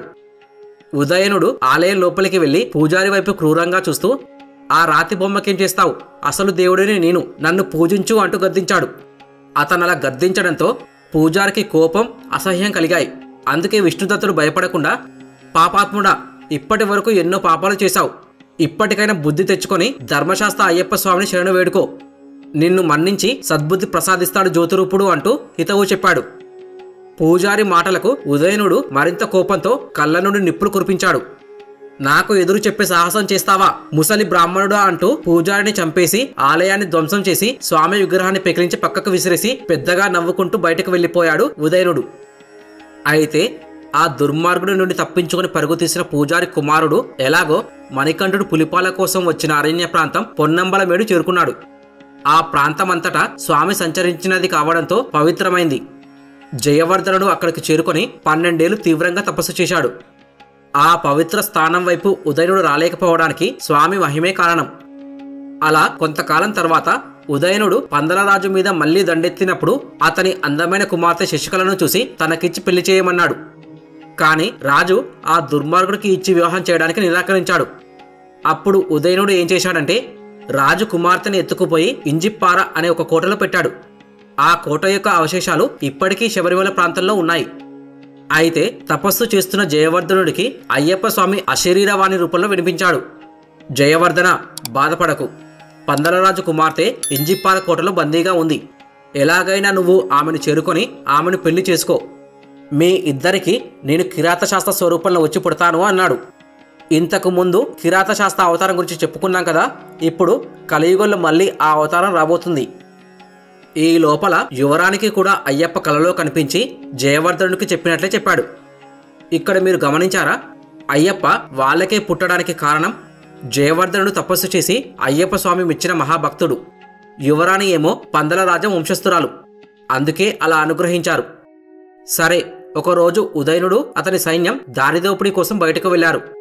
ఆ సమయంలో జయవర్ధనుడు ఆ కోటకు చేరుకొని చాలా తెలివిగా యువరాణిని విడిపించి ఆమెను వివాహం చేసుకుని పొన్నంబలమేడు చేరుకున్నాడు. అలా కొంతకాలం గడిచిన తర్వాత జయవర్ధనుడు శశికళకు పుత్రుడు జన్మిస్తే అతడికి అయ్యనార్ అని పేరు పెట్టారు. ఎవరికే కష్టం వచ్చినా అతని అనుగ్రహంతో తీరిపోయేవి. అనారోగ్యం, దుర్భిక్షం ఆ ప్రాంతంలో కాలుపెట్టకుండా శాసించిన 12 ఏళ్ల బాలుడు అయ్యనార్ని ఆ ప్రాంతం వాళ్ళు ధర్మశాస్త్ర అవతారంగా కొలవడం మొదలుపెట్టారు. అయ్యనార్ వేద శాస్త్రాలలో, యుద్ధ విద్యలలో నిపుణుడు అయ్యాడు. తర్వాత జయవర్ధనుడు జరిగిందంతా అతనికి చెప్పేసరికి, సరే నాన్నగారు, నేను వెళ్ళి పందలరాజును కలుస్తాను అని చెప్పి పందలరాజును చేరుకుని తన కుమార్తెను వివాహం చేసుకుని తన నాన్నగారే అని, మీరు నాకు తాతగారు అవుతారని చెప్పాడు. మనవడి పరాక్రమాన్ని చూసి పొంగిపోయిన పందలరాజు అతడిని పట్టాభిషిక్తుడిని చేసి కేరళ వర్మ అని బిరుదు ఇచ్చాడు. అయితే అక్కడే ఒక కోయగూడానికి చెందిన వావర్ అనే సముద్రపు దొంగ అరాచకాలు ఎక్కువ అవడంతో ముందు అతని పని చెప్తా అని అడవిలోకి వెళ్ళినప్పుడు వావర్ కూడా అయ్యనార్ని ఓడిస్తాను అని బయలుదేరాడు. ఇంతలో ఏనుగు మీద కూర్చొని వస్తున్న అయ్యప్పను చూసేసరికి వావరు తనను తానే మరిచి అయ్యప్ప వైపే చూస్తూ ఉండిపోయాడు. వావరు ఆయనకు శరణు వేడి, స్వామి, ఇక నుండి దొంగతనాలు, దోపిడీలు ఏవీ చేయను. నా సర్వస్వం మీకు సమర్పిస్తున్నాను. స్వీకరించి నన్ను మీ వాడిని చేసుకో అంటూ తదేకంగా స్వామి ముఖంలోకి చూస్తూ ఉండిపోయాడు. అప్పుడు స్వామి, అలాగా, ఇకపై నీవు నా మంచి మిత్రునిగా నాతోనే ఉండవచ్చు. నీవు పంబల సైన్యానికి సర్వసేనాధిపతిగా ఉండాలని ఆశిస్తున్నాను అంటూ ఆ బాధ్యత అప్పగించాడు అయ్యప్ప. అప్పుడు వావర్ కోయగూడెంలోని తన ఇంటికి స్వామిని తీసుకెళ్లినప్పుడు అక్కడి వాళ్ళందరూ ఆనందంతో ఆ దేవుడే మా గూడానికి వచ్చాడు అని, స్వామి దింతక తోంతోం, అయ్యప్ప దింతక తోంతోం అని నృత్యం చేస్తూ అయ్యప్ప స్వామిని ఆహ్వానించి వేడుకలు చేసుకున్నారు. ఇక వావర్ హిందువా ముస్లిమా అని చాలా మందికి సందేహాలు ఉంటాయి. నిజానికి వావర్ స్వామి హిందువా ముస్లిమా అనేది ఎవరికీ తెలియదు. అతను అడవిలో నివసించే ఒక కోయవాళ్ళకి చెందిన ఆయన అని చాలా మంది అంటారు. కాకపోతే ఎరుమేలి దగ్గర వావర్ దర్గా ఉంది. సరే, సముద్రపు దొంగ వావర్ను మిత్రునిగా చేసుకున్న అయ్యప్ప కొచ్చుకడత్త, కరప్ప, విల్లన్, మల్లన్ అనే బలశాలులైన మరో 4 దుండగులతో పాటు పాండ్యరాజు వీరపాండ్యుడిని కూడా తన మిత్రులుగా చేసుకున్నాడు. ఇక దండయాత్ర ప్రారంభమైంది. జయబేరి మ్రోగించి ఉదయని స్థావరాన్ని చుట్టుముట్టాయి అయ్యప్ప సేనలు. అయ్యప్ప మాత్రం ఎటువంటి ఆయుధం లేకుండా ఉదయనుడిని అమాంతంగా ఎత్తి పట్టుకుని గిరిగిరా తిప్పి పైకి విసిరేశాడు. మహిషి సంహారంలో ధర్మశాస్త్ర తాండవం చేసినట్టుగా వీడి మీద కూడా అయ్యప్ప అలాగే తాండవం చేసి ధర్మ సంస్థాపన చేశాడు. ఇదంతా చూస్తున్న ప్రజలందరూ పొంగిపోయి, నువ్వే మా మహాశాస్త్రావి, నువ్వే మా అయ్యప్ప స్వామి అని అయ్యనార్ని అయ్యప్ప అని కీర్తించారు. తర్వాత పందల రాజుతో సహా అందరూ శబరిమల ఆలయం దగ్గరికి వెళ్లి ధ్వంసం చేసిన ఆలయాన్ని పునరుద్ధరించారు. ఆ రోజు మకర సంక్రాంతి. అయ్యనార్ తన చేతులతో మళ్లీ తన మూర్తిని ప్రతిష్ఠించాడు. తర్వాత అయ్యనార్ లేచి సెలవు భక్తులారా అని మెట్లెక్కి వెళ్లి మణికంఠ స్వామి విగ్రహం ముందు నిలిచాడు. అయ్యప్ప అదృశ్యమై ఆయన నుండి ఒక దివ్యజ్యోతి విగ్రహంలోకి ప్రవేశించి అదృశ్యమైంది. అదే మకర జ్యోతి. చూస్తున్న వాళ్ళందరూ ఒక్కసారిగా స్వామియే శరణమయ్యప్ప, శరణమయ్యప్ప, నీకు కోటి కోటి ప్రణామాలు అంటూ నమస్కరించారు. ఇది అసలైన అయ్యప్ప చరిత్ర. అయితే పరశురాముల వారు ఇప్పటి కేరళ అయిన మలయాళ దేశంలో 108 శాస్తా విగ్రహాలను ప్రతిష్ఠించారని చెప్పుకున్నాం కదా. ఆ విగ్రహాలను చెక్కే సమయంలో శిల్పాచార్యుల వారి పరధ్యానం వలన అపూర్వ శాస్తా విగ్రహం ఒకటి చూపుడు వేలు ముక్కు మీద వేసుకున్నట్లు పొరపాటున చెక్కేశారు. తర్వాత పరధ్యానం నుండి బయటకు వచ్చి చూసేసరికి అయ్యప్ప స్వామి వేలు ముక్కు మీద వేసుకున్నట్టు ఉంది.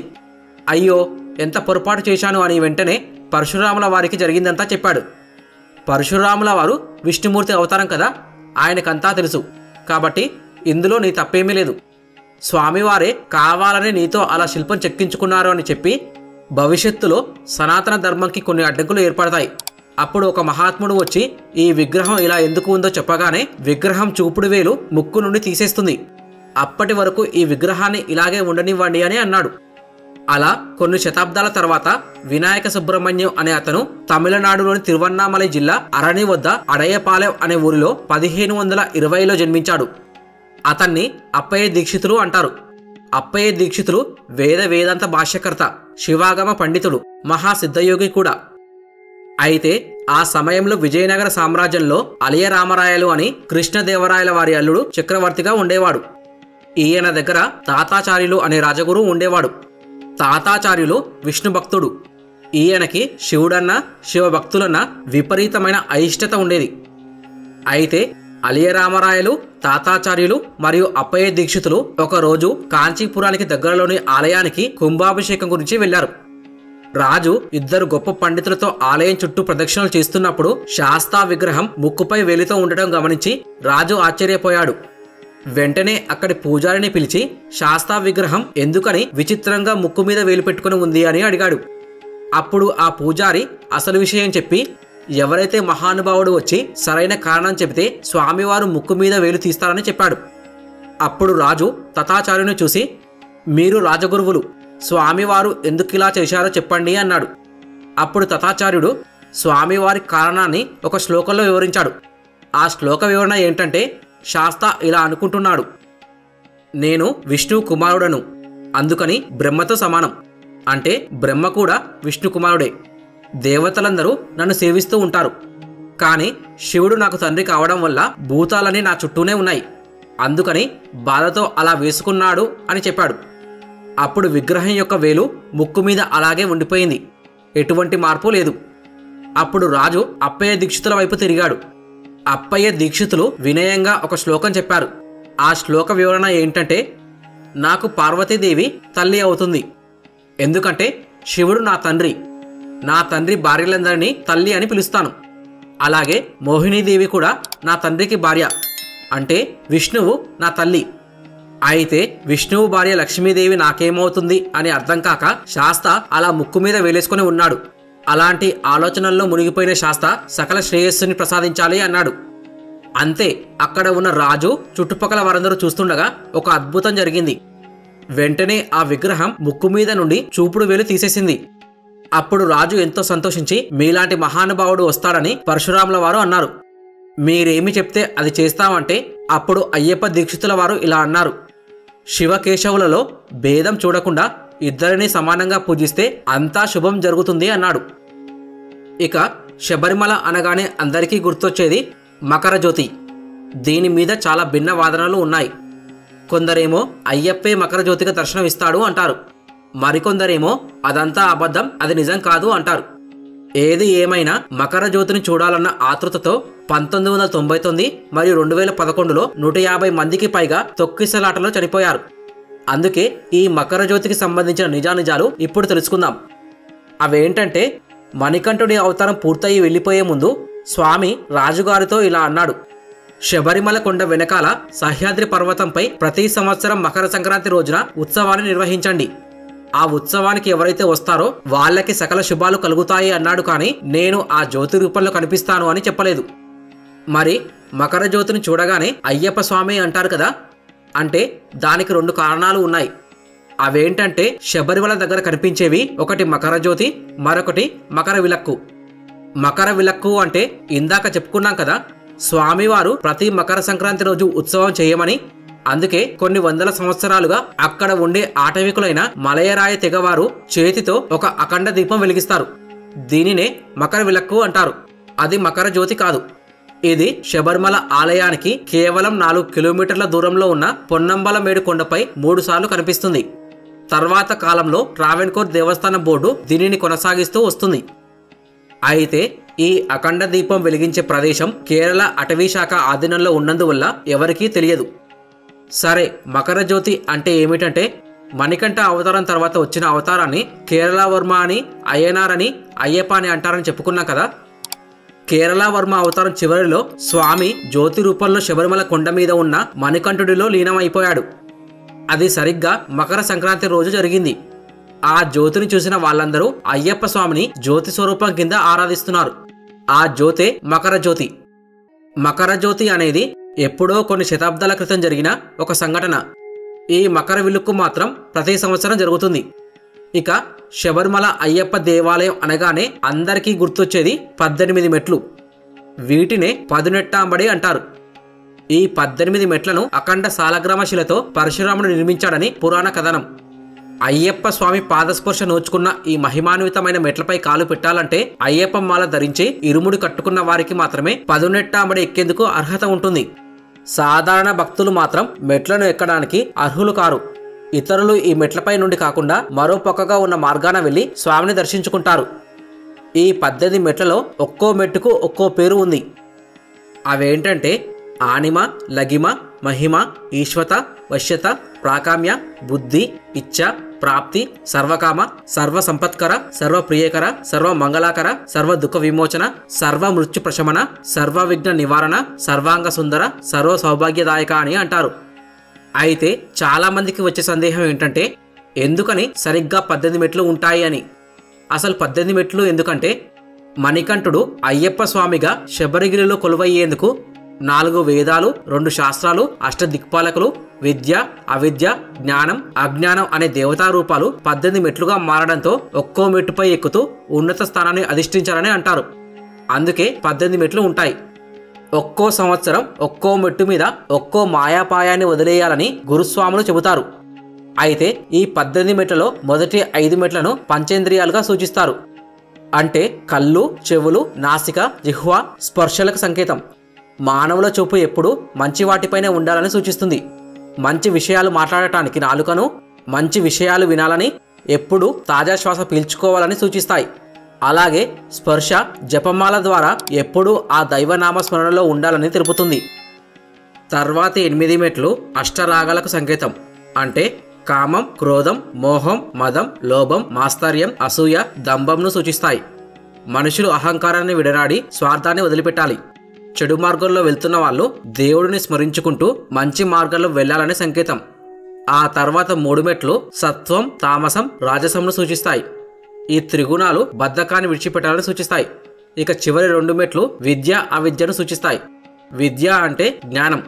మనమందరం జ్ఞానం పొందడానికి అవిద్యను అంటే అహంకారాన్ని వదిలిపెట్టాలనే సంకేతం. శబరిగిరీష్ని ఆలయంలోని 18 మెట్లు ఎక్కిన వాళ్ళు జ్ఞానంతో పాటు సంపద పొంది జీవితంలో పరిపూర్ణులవుతారని ఒక నమ్మకం ఉంది. అయితే గతంలో 18 ఎక్కే భక్తులు మెట్టు మెట్టుకు కొబ్బరికాయలు కొట్టే ఆనవాయితీ ఉండేది. దీనివల్ల మెట్లు పూర్తిగా శిథిలమయ్యాయి. 1985వ సంవత్సరంలో బంగారం, వెండి, రాగి, ఇనుము, తగరం వంటి పంచలోహాలతో చేసిన తొడుగును మంత్రతంత్రాలతో మెట్లకమర్చారు. అప్పటి నుంచి దీనికి పొన్ను 18 పేరు వచ్చింది. భక్తులు ఎక్కినప్పుడు సహకరించడానికి పడికి 2 వైపులా పోలీసులుంటారు. వికలాంగులు, వృద్ధులు, చిన్నపిల్లలు ఎక్కుతున్నప్పుడు మిగిలిన వారిని ఆపేసి వారిని మాత్రమే అనుమతిస్తారు. అలాగే కొబ్బరికాయలు మెట్ల మీద కొట్టకుండా పడి పక్కనే కింద భాగంలో కొట్టే ఏర్పాటు కూడా చేశారు. అయితే శబరిమల ఆలయంలో స్వామి దర్శనానికి మాత్రమే కాదు, ఆయన ఆలయానికి చేరుకోవాలన్నా 18 కొండలు దాటాలి.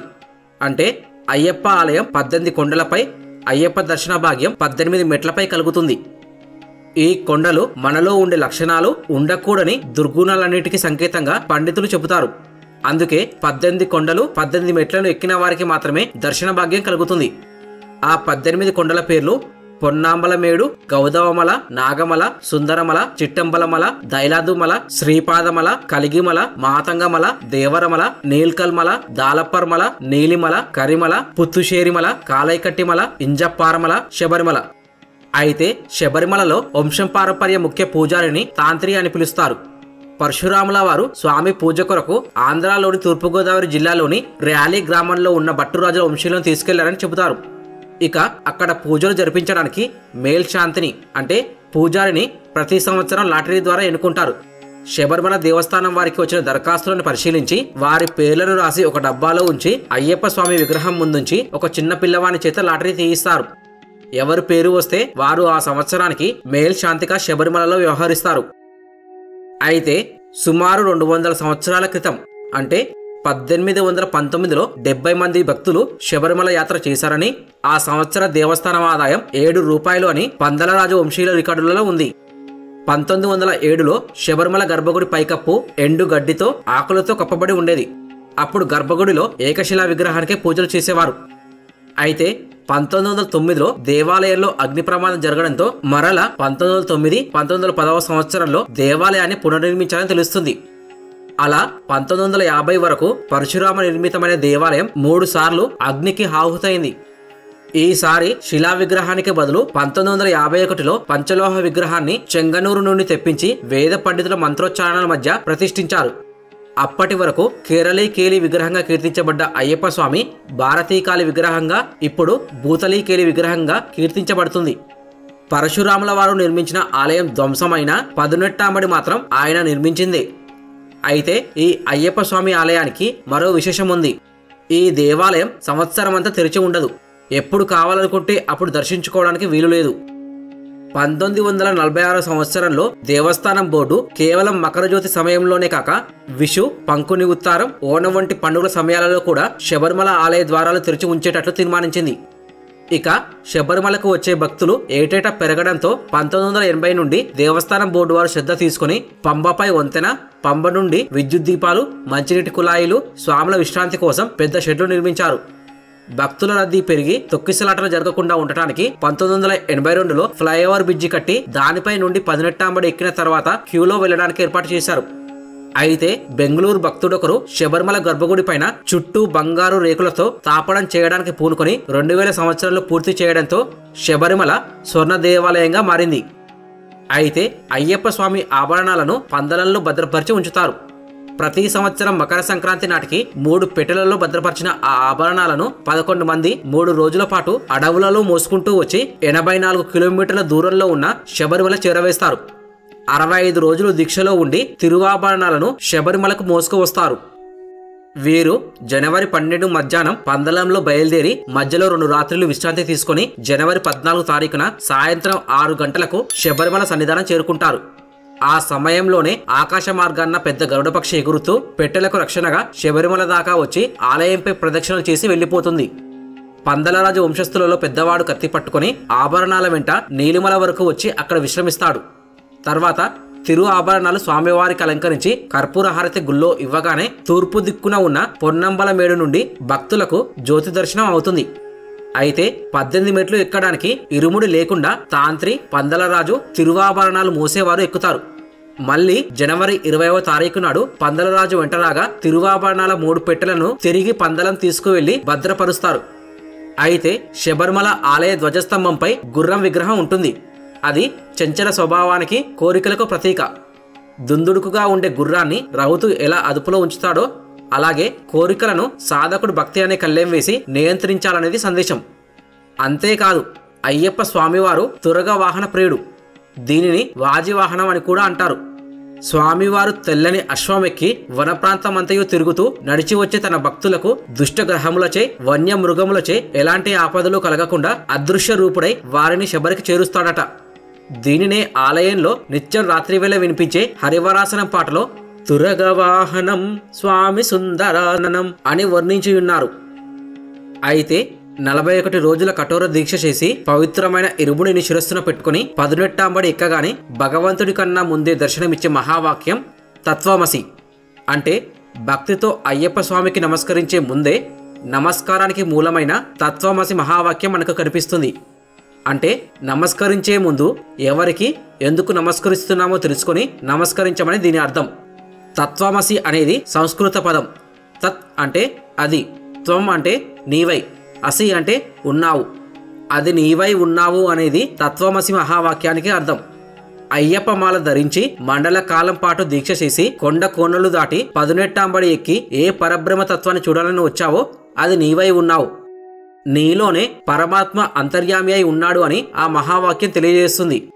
అందుకే 18 ఎదురుగా సన్నిధానం పైభాగాన అందరికీ కనిపించేలా దీన్ని లిఖించారు. అయితే తిరుపతి లడ్డూకు ఎంతటి ప్రాధాన్యత ఉందో శబరిమల అయ్యప్ప స్వామి ప్రసాదానికి కూడా అంతే ప్రాముఖ్యత ఉంది. మణికంఠుని దర్శనం తర్వాత స్వాములు తీసుకొచ్చే అయ్యప్ప ప్రసాదం పేరు అరవణ ప్రసాదం. ఇది ప్రపంచవ్యాప్తంగా గుర్తింపు పొందింది. చలికాలంలో అరవణ ప్రసాదం తీసుకుంటే శరీరంలో ఉష్ణోగ్రత సమతాస్థితిలో ఉంటుంది. ఈ అరవణ ప్రసాదాన్ని బియ్యం, బెల్లం, నెయ్యిని ఉపయోగించి తయారు చేస్తారు. అనేక పోషక పదార్థాలు మిళితమైన ఈ ప్రసాదం ఆరోగ్యానికి ఎంతో మంచిది. అయితే శివునికి ప్రీతిపాత్రమైన కార్తీక మాసం మొదలు మకర సంక్రాంతి వరకు దక్షిణాపదంలో అయ్యప్ప దీక్షల కోలాహలం కనిపిస్తుంది. ఒక్క పూట ఉండే ఉపవాసం కాదిది, ఒక్కరోజు చేసే వ్రతం అంతకన్నా కాదు. 41 రోజుల పాటు కొనసాగించే ఆధ్యాత్మిక సాధన. అత్యంత నియమ నిష్ఠలతో దీక్ష కొనసాగిస్తూ నిత్యం అయ్యప్ప స్వామి సేవలో తరిస్తూ అలౌకిక ఆనందాన్ని పొందుతారు. కోట్లకు అధిపతి అయినా, నాయకుడైనా, కార్మికుడైనా దీక్ష తీసుకున్న మరుక్షణం నుంచి మనిషి నియమదారి అవుతాడు. సాధారణంగా మానవ శరీరానికి ఏదైనా అలవాటు చేసుకోవాలన్నా, విడిచిపెట్టాలన్నా ఆయుర్వేద, యోగ, వైద్య శాస్త్ర పరంగా కూడా 41 రోజులు పడుతుంది. అది శరీర ధర్మం. దురలవాట్లకు లోనైన భక్తులు ఈ దీక్షా సమయంలో అన్నిటినీ విడిచిపెట్టి అయ్యప్ప సేవలో నిరంతరం గడుపుతారు. అయితే పుణ్యక్షేత్రాల దర్శనానికి వెళ్ళడానికి గురువు అనుజ్ఞ, దీక్ష, నియమాలు ఆవశ్యకం కావు. కానీ శబరిమల అయ్యప్ప స్వామి దర్శనానికి ఆయన ఎక్కి వెళ్లిన 18 మెట్ల మీద నుండి ఎక్కి వెళ్ళడానికి మాత్రం గురువు, వ్రతదీక్ష, మాలధారణ మొదలైనవి తప్పక అవసరమవుతాయి. అయితే అయ్యప్ప మాల ధరించిన వాళ్ళు శరీరం, మనసు మొత్తం దేవుడి మీద లగ్నం చేసి భక్తి శ్రద్ధలతో నిత్యం పూజలు చేస్తారు. దీనివల్ల ప్రాపంచిక కోరికలు ఉండవు, మనసు తేలికగా ఉంటుంది. అయ్యప్ప దీక్ష సమయంలో అనుసరించే ప్రతి ఒక్క నియమం ఆధ్యాత్మికతతో పాటు ఆరోగ్య ప్రయోజనాలను కూడా ఇస్తుంది. అవేమిటో ఇప్పుడు చూద్దాం. అయ్యప్ప స్వామి బ్రహ్మచారి కావడంతో ఋతుక్రమంలో ఉన్న మహిళలు, అంటే 10 నుంచి 50 ఏళ్ల లోపు మహిళలకు శబరిమలకు వెళ్ళకూడదని కఠిన నియమం ఉంది. కాబట్టి మహిళలు అయ్యప్ప దర్శనం చేసుకోవాలంటే 10 ఏళ్ల లోపు లేదా ఋతుక్రమం నిలిచిపోయిన తర్వాత, అంటే 50 ఏళ్ల తర్వాత శబరిమల వెళ్ళవచ్చు. అయ్యప్ప మాల ధరించిన భక్తులు అందరూ ప్రతిరోజు తెల్లవారుజామున నిద్రలేచి ఎముకలు కొరికే చలిలో చన్నీటితో స్నానం చేయడం వల్ల మనసు తేలికపడి అయ్యప్ప స్వామిని పూజించడంలో ఏకాగ్రత పెరుగుతుంది. అంతేకాకుండా శరీరంలోని నాడీ వ్యవస్థ ఉత్తేజంగా మారి ఎన్నో ఆలోచనలతో ఒత్తిడికి గురైన మన మెదడుని సైతం ఉత్తేజపరుస్తుంది. ప్రతిరోజు దుస్తులను తడిపి శుభ్రం చేసుకోవడం అలవాటుగా మారుతుంది. అలాగే సాయంత్రం వేళ కూడా చన్నీటితో స్నానం చేయాలి. దీపారాధన ఆవరణ అంతా కాంతివంతమవుతుంది. ఆ సమయంలో శ్రద్ధగా పూజ చేయడంతో మనసు తేలికపడుతుంది. స్వాములు కనుబొమ్మల మధ్య కుంకుమ, గంధం ధరిస్తారు. యోగశాస్త్రం ప్రకారం కనుబొమ్మల మధ్యలో సుషుమ్న నాడి ఉంటుంది. ఇక్కడ పరమాత్మ జ్ఞాన రూపంలో జ్యోతిలా ప్రకాశిస్తుంటాడు. ఈ ప్రదేశాన్ని కుంకుమ, గంధంతో అలంకరించడం ద్వారా మనలోనే ఉన్న పరమాత్మను అర్చించే ఆధ్యాత్మిక భావనకు అయ్యప్ప దీక్ష బీజం వేస్తుంది. ఇలా పెట్టుకోవడం ద్వారా ఇతరుల దృష్టి మనపై కేంద్రీకృతం అవ్వదు. అలాగే అయ్యప్ప దీక్షదారులందరూ పూర్తిగా నల్లని వస్త్రాలు ధరించాలని నియమం. అన్ని రంగుల్ని తనలో కలిపేసుకునే లక్షణం నలుపునకు మాత్రమే ఉంది. దీక్ష తీసుకున్న వ్యక్తి అంతిమంగా పరమాత్మలో లీనం కావడాన్ని నల్లని వస్త్రధారణ ప్రకటిస్తుంది. అంతేకాదు, నలుపు తమో గుణానికి సంకేతం. దాన్ని అదుపులోకి తీసుకురావాల్సిన అవసరం ప్రతి మనిషికి ఉంది. ఈ కర్తవ్యాన్ని నలుపు వస్త్రధారణ ప్రతిక్షణం గుర్తు చేస్తుంది. పురాణాల ప్రకారం అయ్యప్ప స్వామి శనీశ్వరుడికి ఒక మాట ఇచ్చాడు. అదేంటంటే, మండల దీక్షాకాలంలో తన భక్తులు సుఖాలన్నింటినీ వదిలేసి 7 ఏళ్ల పీడనలో కష్టాలన్నీ అనుభవిస్తారని, మద్యం, మాంసం వంటి వాటికి దూరంగా ఉండి కేవలం సాత్విక ఆహారం తీసుకుంటారని, నీకు ఇష్టమైన నల్లని దుస్తులు ధరించి బ్రహ్మచర్య వ్రతాన్ని పాటిస్తారు అని అన్నాడు. అలా నల్లని వస్త్రాలు ధరించి నిత్యం పూజలో పాల్గొనడం వల్ల శనీశ్వరుడు శాంతించడమే కాదు, తన అనుగ్రహం కూడా లభిస్తుందని, శని ప్రభావం ఏమాత్రం ఉండదని చాలా మంది నమ్ముతారు. అయితే స్వాములందరూ అయ్యప్ప మాలను చలికాలంలోనే వేసుకుంటారు. ఆ సమయంలో ఈ నల్లని దుస్తులు శరీరంలోని వేడిని గ్రహించి వెచ్చదనాన్ని ఇస్తుంది. అంతేకాకుండా శబరిమల యాత్ర వేళ అడవుల్లో ప్రయాణం చేయడం వల్ల అడవి జంతువుల నుంచి నలుపు రంగు రక్షణగా ఉంటుందని, అందుకనే నలుపు రంగు దుస్తులను ధరిస్తారు. అయ్యప్ప మాలను ధరించిన వారు ప్రతిరోజు చెప్పులు లేకుండా నడవడం వల్ల పాదాలపై ఒత్తిడి పెరిగి రక్త ప్రసరణ, హృదయ స్పందన రేటు మెరుగుపడుతుంది. అంతేకాదు ఈ 41 రోజుల పాటు సాత్విక ఆహారం తీసుకుంటూ ఏకభుక్తం చేస్తారు. అది కూడా సమయానికి తింటారు. అందులో ఎలాంటి మసాలా దినుసులు ఉండకపోవడం వల్ల జీర్ణ సమస్యలనేవే ఉండవు. అలాగే అయ్యప్ప దీక్షలో ఉండేవారు మెత్తటి పరుపులు, దిండ్లు కాకుండా కటిక నేలపై నిద్రిస్తుంటారు. నేలపై నిద్రించడం వల్ల వెన్నునొప్పి సమస్యలు తొలగిపోతాయి, రక్త ప్రసరణ మెరుగుపడుతుంది, కండరాలు బలపడేందుకు దోహదపడుతుంది, తలనొప్పి, జలుబు, చర్మ సంబంధిత అలర్జీల నుంచి రక్షణ లభిస్తుంది. అయ్యప్ప మాల వేసుకునేవారు దీక్షను మణిమాలతో ప్రారంభిస్తారు. దీక్షలో ఉండేవారు రుద్రాక్ష, తులసి, చందనం, స్ఫటికం, పగడాలు, తామర పూసల మాల ధరిస్తారు. ఈ మాలలు ధరించడం వలన మానసికంగా, శారీరకంగా ఆరోగ్యాన్ని ఇస్తాయి. ఇక దీక్ష ధరించింది మొదలు ఆ వ్యక్తిని స్వామి అనడం నియమం. దీక్షదారుడు తాను స్వయంగా స్వామిగా మారి అయ్యప్పని అర్చించడం ఇక్కడ ఉద్దేశం. తనలో ఎదుటి వ్యక్తిలో ఉన్న పరమాత్మను గుర్తించి తనను తాను సంస్కరించుకోవడం దీక్ష ద్వారా కలిగే ప్రయోజనం. క్రమం తప్పకుండా స్వామి పూజలో పాల్గొనడం ద్వారా సంఘ జీవనానికి బాటలు వేస్తుంది. సామూహికంగా కలిసి ఉండటంతో క్రమశిక్షణ పూర్తిగా అలవడుతుంది. ఇతర భక్తులతో ఇచ్చిపుచ్చుకునే స్వభావం మరింత పెరుగుతుంది. అధిక ప్రసంగాలు, వివాదాలకు దూరంగా ఉండటం వల్ల సమయం వృధా ఉండదు. ఆలోచన సామర్థ్యం మెరుగుపడుతుంది. ఇవే కాకుండా దీక్షకాల ముందు గడ్డము గీసుకొనుట కానీ, క్షవరం చేయించుకొనుట కానీ, గోళ్లు కత్తిరించుకోవడం లాంటివి చేయకూడదు. బ్రహ్మచర్యం పాటిస్తూ యోగిగా జీవించాలి. దీక్షా సమయంలో స్త్రీలనందరినీ దేవతామూర్తులుగా భావించాలి. ఇవన్నీ పాటించడం వలన సామాన్య జీవనం గడపడం అలవాటుగా మారుతుంది. అందుకే అయ్యప్ప మాలను తీసిన తర్వాత కూడా వారు చాలా హుందాగా ప్రవర్తిస్తారు. అయ్యప్ప దీక్ష తర్వాత కూడా ఎలాంటి హంగు ఆర్భాటాలు లేకుండా బతకగలుగుతారు. అయ్యప్ప మాలను కొత్తగా ఈ సంవత్సరమే ధరించిన వారు ఉంటారు. ఎన్నో ఏళ్ల నుండి దీక్ష స్వీకరిస్తున్న వారు ఉంటారు. అయితే ఎవరిని ఎలా పిలుస్తారో ఇప్పుడు తెలుసుకుందాం. మొదటిసారి మాల ధరిస్తే కన్యస్వామి అంటారు. రెండోసారి మాల ధరించిన భక్తులను కత్తిస్వామిగా పిలుస్తారు. మూడోసారి గంటస్వామి అని, నాలుగోసారి గదస్వామి, ఐదోసారి పేరుస్వామి, ఆరోసారి మాల ధరించిన వారిని త్రిశూల్ స్వామి అని అంటారు. 7 అంతకన్నా ఎక్కువసార్లు ధరిస్తే గురుస్వామిగా పిలుస్తారు. 18 అంతకన్నా ఎక్కువసార్లు మాల ధరించిన వారిని నారీకేల స్వామి అని పిలుస్తారు. ఇక మండల దీక్ష పూర్తయిన తర్వాత శబరిమలలో కొలువైన అయ్యప్ప దర్శనానికి ఇరుముడి కట్టుకొని బయలుదేరుతారు స్వాములు. ఇరుముడి అంటే 2 ముడులు లేదా ముడుపులని అర్థం. ఈ 2 ముడులు భక్తి, శ్రద్ధలకు ప్రతీకలు. గురుస్వామి కట్టే ఇరుముడిని సాక్షాత్తు అయ్యప్ప స్వామి స్వరూపంగా కొలుస్తారు. ఇరుముడి ఒక భాగంలో దేవుడికి సంబంధించిన సామాగ్రి ఉంచుతారు. రెండో భాగంలో నీళ్లు తొలగించిన కొబ్బరికాయలో ఆవు నెయ్యి నింపి ఉంచుతారు. నెయ్యి ఉంటేనే కొబ్బరికాయకు విశిష్టత. నెయ్యి తీసిన అనంతరం అది సాధారణ కొబ్బరికాయ మాత్రమే. అలాగే మనిషిలోని జీవుడు బయటకు వెళ్ళిపోతే కట్టె మాత్రమే మిగులుతుందనే సత్యాన్ని ఇది తెలుపుతుంది. ఇరుముడితో 18 మెట్లు ఎక్కిన తర్వాత కొబ్బరికాయలోని నీతితో స్వామివారికి అభిషేకం చేస్తారు. నెయ్యాభిషేకం అనంతరం కొబ్బరికాయను దేవాలయ ప్రాంగణంలో ప్రజ్వలిస్తున్న అగ్నిలో సమర్పిస్తారు. యజ్ఞం అంటే సమర్పణ భావం. తనను తాను దైవానికి సమర్పించుకోవటం మనిషి చేసే సాధనలో తుది అంకం. మండలం, మకర విలక్కు సందర్భంగా ఈ క్రతువును రోజు నిర్వహిస్తారు. తెల్లవారుజామున 4:15 ప్రారంభమయ్యే అగ్నిహోమం రాత్రి 11:30 గంటల వరకు నిరాటకంగా కొనసాగుతూనే ఉంటుంది. అయితే పూర్వకాలంలో శబరిమల చేరుకోవడానికి ఎరుమేలి మార్గం అనే ఒకే ఒక దారి ఉండేది. క్రూర మృగాలతో నిండిన ఘోరారణ్యాల మధ్య ముళ్లతో నిండిన సన్నటి కాలిబాటల వెంట కాలినడకన సుమారు 50 కిలోమీటర్లు ప్రయాణం చేయాల్సి వచ్చేది. నెలసరి పూజలకు, ప్రత్యేక పూజలకు తాంత్రి, మేల్శాంతి, ఆలయ సిబ్బంది ఈ మార్గంలో వెళ్లి వచ్చేవారు. పూర్తిగా అటవీ ప్రాంతం కావడంతో శబరిమల యాత్రకి బృందాలుగా వెళ్లటం అప్పటి నుండి ఆనవాయితీగా వస్తోంది. అయినా స్వామియే శరణమయ్యప్ప అని శరణుఘోష చేస్తూ మార్గాయాసాన్ని లెక్క చేయకుండా 3 రోజులు నడిచి శబరిమలను చేరుకునే వాళ్ళు భక్తులు. ఈ మార్గాన్ని పెద్ద పాదం అని అంటారు. అయ్యప్ప దీక్ష చేసిన వాళ్ళు శబరిమల ఎలా చేరుకుంటారో ఇప్పుడు చూద్దాం. ముందుగా ఇరుముడి తల మీద పెట్టుకుని గురుస్వామి వెంట భక్తులు శరణుఘోష చేస్తూ మొదటి మజిలి ఎరుమేలి చేరుకుంటారు.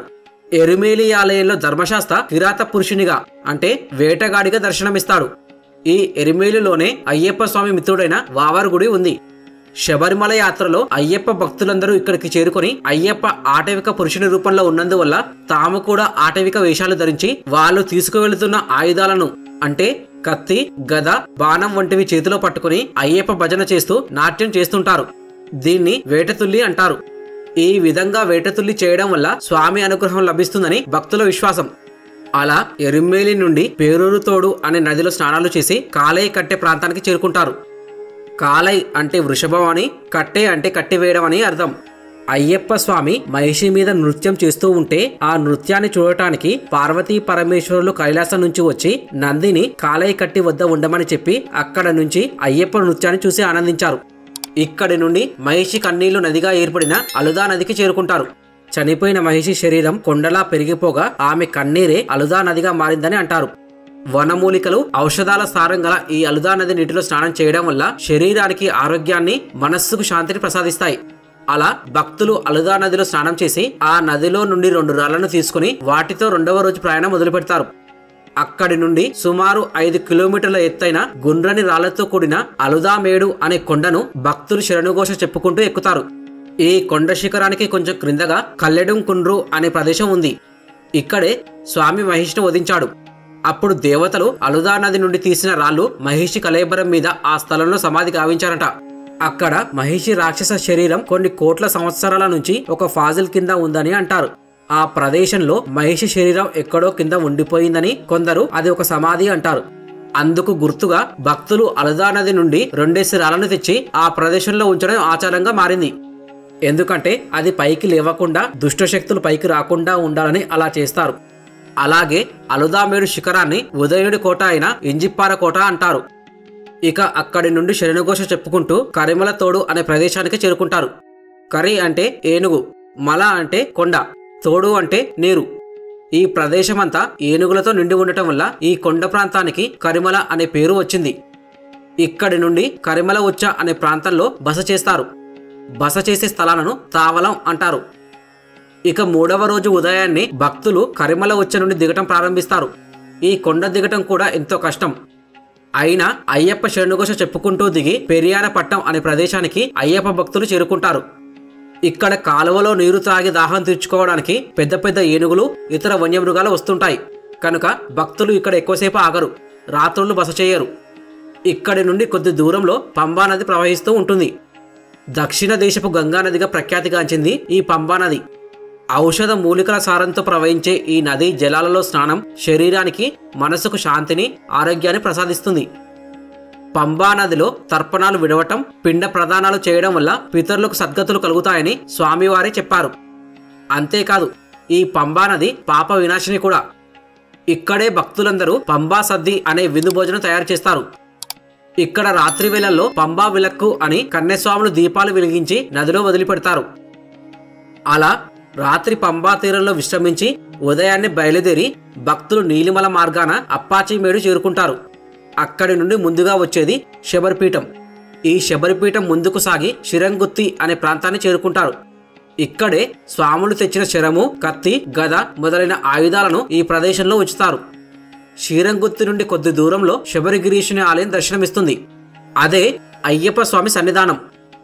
అక్కడికి చేరడంతో శ్రమ అంతా మాయమై అలౌకికానందంతో మనస్సు, శరీరం పరవశించిపోతాయి. పరమ పవిత్రమైన 18 మెట్లు ఎక్కగానే ముందుగా ధ్వజస్తంభం కనిపిస్తుంది. తర్వాత 18 అంగుళాల ఎత్తులో పంచలోహమూర్తిగా చిన్ముద్ర, అభయముద్రలతో పట్టు బంధముతో పీఠంపై ఆసీనమైన అత్యంత మనోహరము, శక్తివంతము అయిన మణికంఠుని మూల విగ్రహం దర్శనమిస్తుంది. మూల విగ్రహాన్ని చూస్తూ భక్త్యావేశంతో పరవశించిపోతారు భక్తులు. స్వామి ఏ శరణమయ్యప్ప అని అయ్యప్ప స్వామిని కన్నుల కరువు తీరా దర్శించి వంతెన ద్వారా మణికంఠుడి చేత దైవత్వాన్ని పొందిన మాలికాపురత్తమ్మ గుడిని చేరుకుంటారు. అమ్మవారిని దర్శించుకున్న తర్వాత గణపతి ఆలయం, నాగరాజు, నాగయక్షిణుల ఆలయాన్ని దర్శించుకుంటారు. అయితే శబరిమలకు దీక్షతో వెళ్లేవారు ప్రతి సంవత్సరం తీసుకువెళ్లవలసిన ఆయుధాలు ఏమిటో ఇప్పుడు తెలుసుకుందాం. మొదటి సంవత్సరం శబరిగిరికి వెళ్లే కన్యస్వాములు తమ వెంట ఒక బాణాన్ని తీసుకువెళ్లి శరణుగుచ్చిలో అర్పించాలి. 2వ సంవత్సరం వెళ్తున్న స్వాములు కత్తిని సమర్పించాలి. 3వ సంవత్సరం వెళ్తున్న దీక్షాదారులు గంటను తీసుకువెళ్లి అర్పించాలి. 4వ సంవత్సరం గదను, 5వ సంవత్సరం విల్లును, 6వ సంవత్సరం దీపాన్ని వెలిగించి అర్పించాలి. అలా 7వ సంవత్సరం సూర్య ప్రతిమ గల రాగిరేకును, 8వ సంవత్సరం చంద్రుని ప్రతిమ గల రాగిరేకును, 9వ సంవత్సరం త్రిశూలాన్ని, 10వ సంవత్సరం విష్ణు చక్రాన్ని, అలాగే 11వ సంవత్సరం శంఖాన్ని, 12వ సంవత్సరం వెళ్లే స్వాములు నాగాభరణాన్ని, 13వ సంవత్సరం వేణువును, 14వ సంవత్సరం తామర పువ్వును, 15వ సంవత్సరం కుమారస్వామి ఆయుధమైన శూలంని, 16వ సంవత్సరం రాయిని, 17వ సంవత్సరం ఓంకారం గల రాగిరేకును, ఇక 18వ సంవత్సరం కొబ్బరి మొక్కను తీసుకువెళ్లి సమర్పించాలి. ఈ విధంగా 18 సంవత్సరాలు అయ్యప్ప మండల దీక్షను స్వీకరించి ప్రతి సంవత్సరం ఒక్కొక్క ఆయుధాన్ని అయ్యప్ప స్వామికి సమర్పించే వారికి స్వామి సంపూర్ణ అనుగ్రహం సిద్ధిస్తుంది. ఇదండి అయ్యప్ప స్వామికి సంబంధించిన కొన్ని విషయాలు. మిత్రులారా, మీరెప్పుడైనా అయ్యప్ప మాల వేసుకున్నారా లేదా అని కామెంట్ చేయండి. అలాగే అయ్యప్ప స్వామి పట్ల మీకున్న అభిప్రాయాలను కామెంట్ రూపంలో ఖచ్చితంగా తెలియజేయండి. అంతేకాదు మిత్రులారా, ఈ వీడియో చేయడానికి మాకు చాలా సమయం పట్టింది. కానీ ఈ వీడియోని లైక్ చేసి ఛానల్ని సబ్స్క్రైబ్ చేయడానికి మీకు 2 సెకండ్లు కూడా పట్టదు. అందుకే ఈ వీడియో నచ్చితే తప్పకుండా లైక్ చేసి ఛానల్ని సబ్స్క్రైబ్ చేసుకోండి. ఈ వీడియో నాతో చేయించుకున్న అయ్యప్ప స్వామి పాదపద్మాలకు నమస్కారం చేసుకుంటూ ఓం శ్రీ స్వామియే శరణమయ్యప్ప. ఈ వీడియో పూర్తిగా చూసినందుకు ధన్యవాదాలు.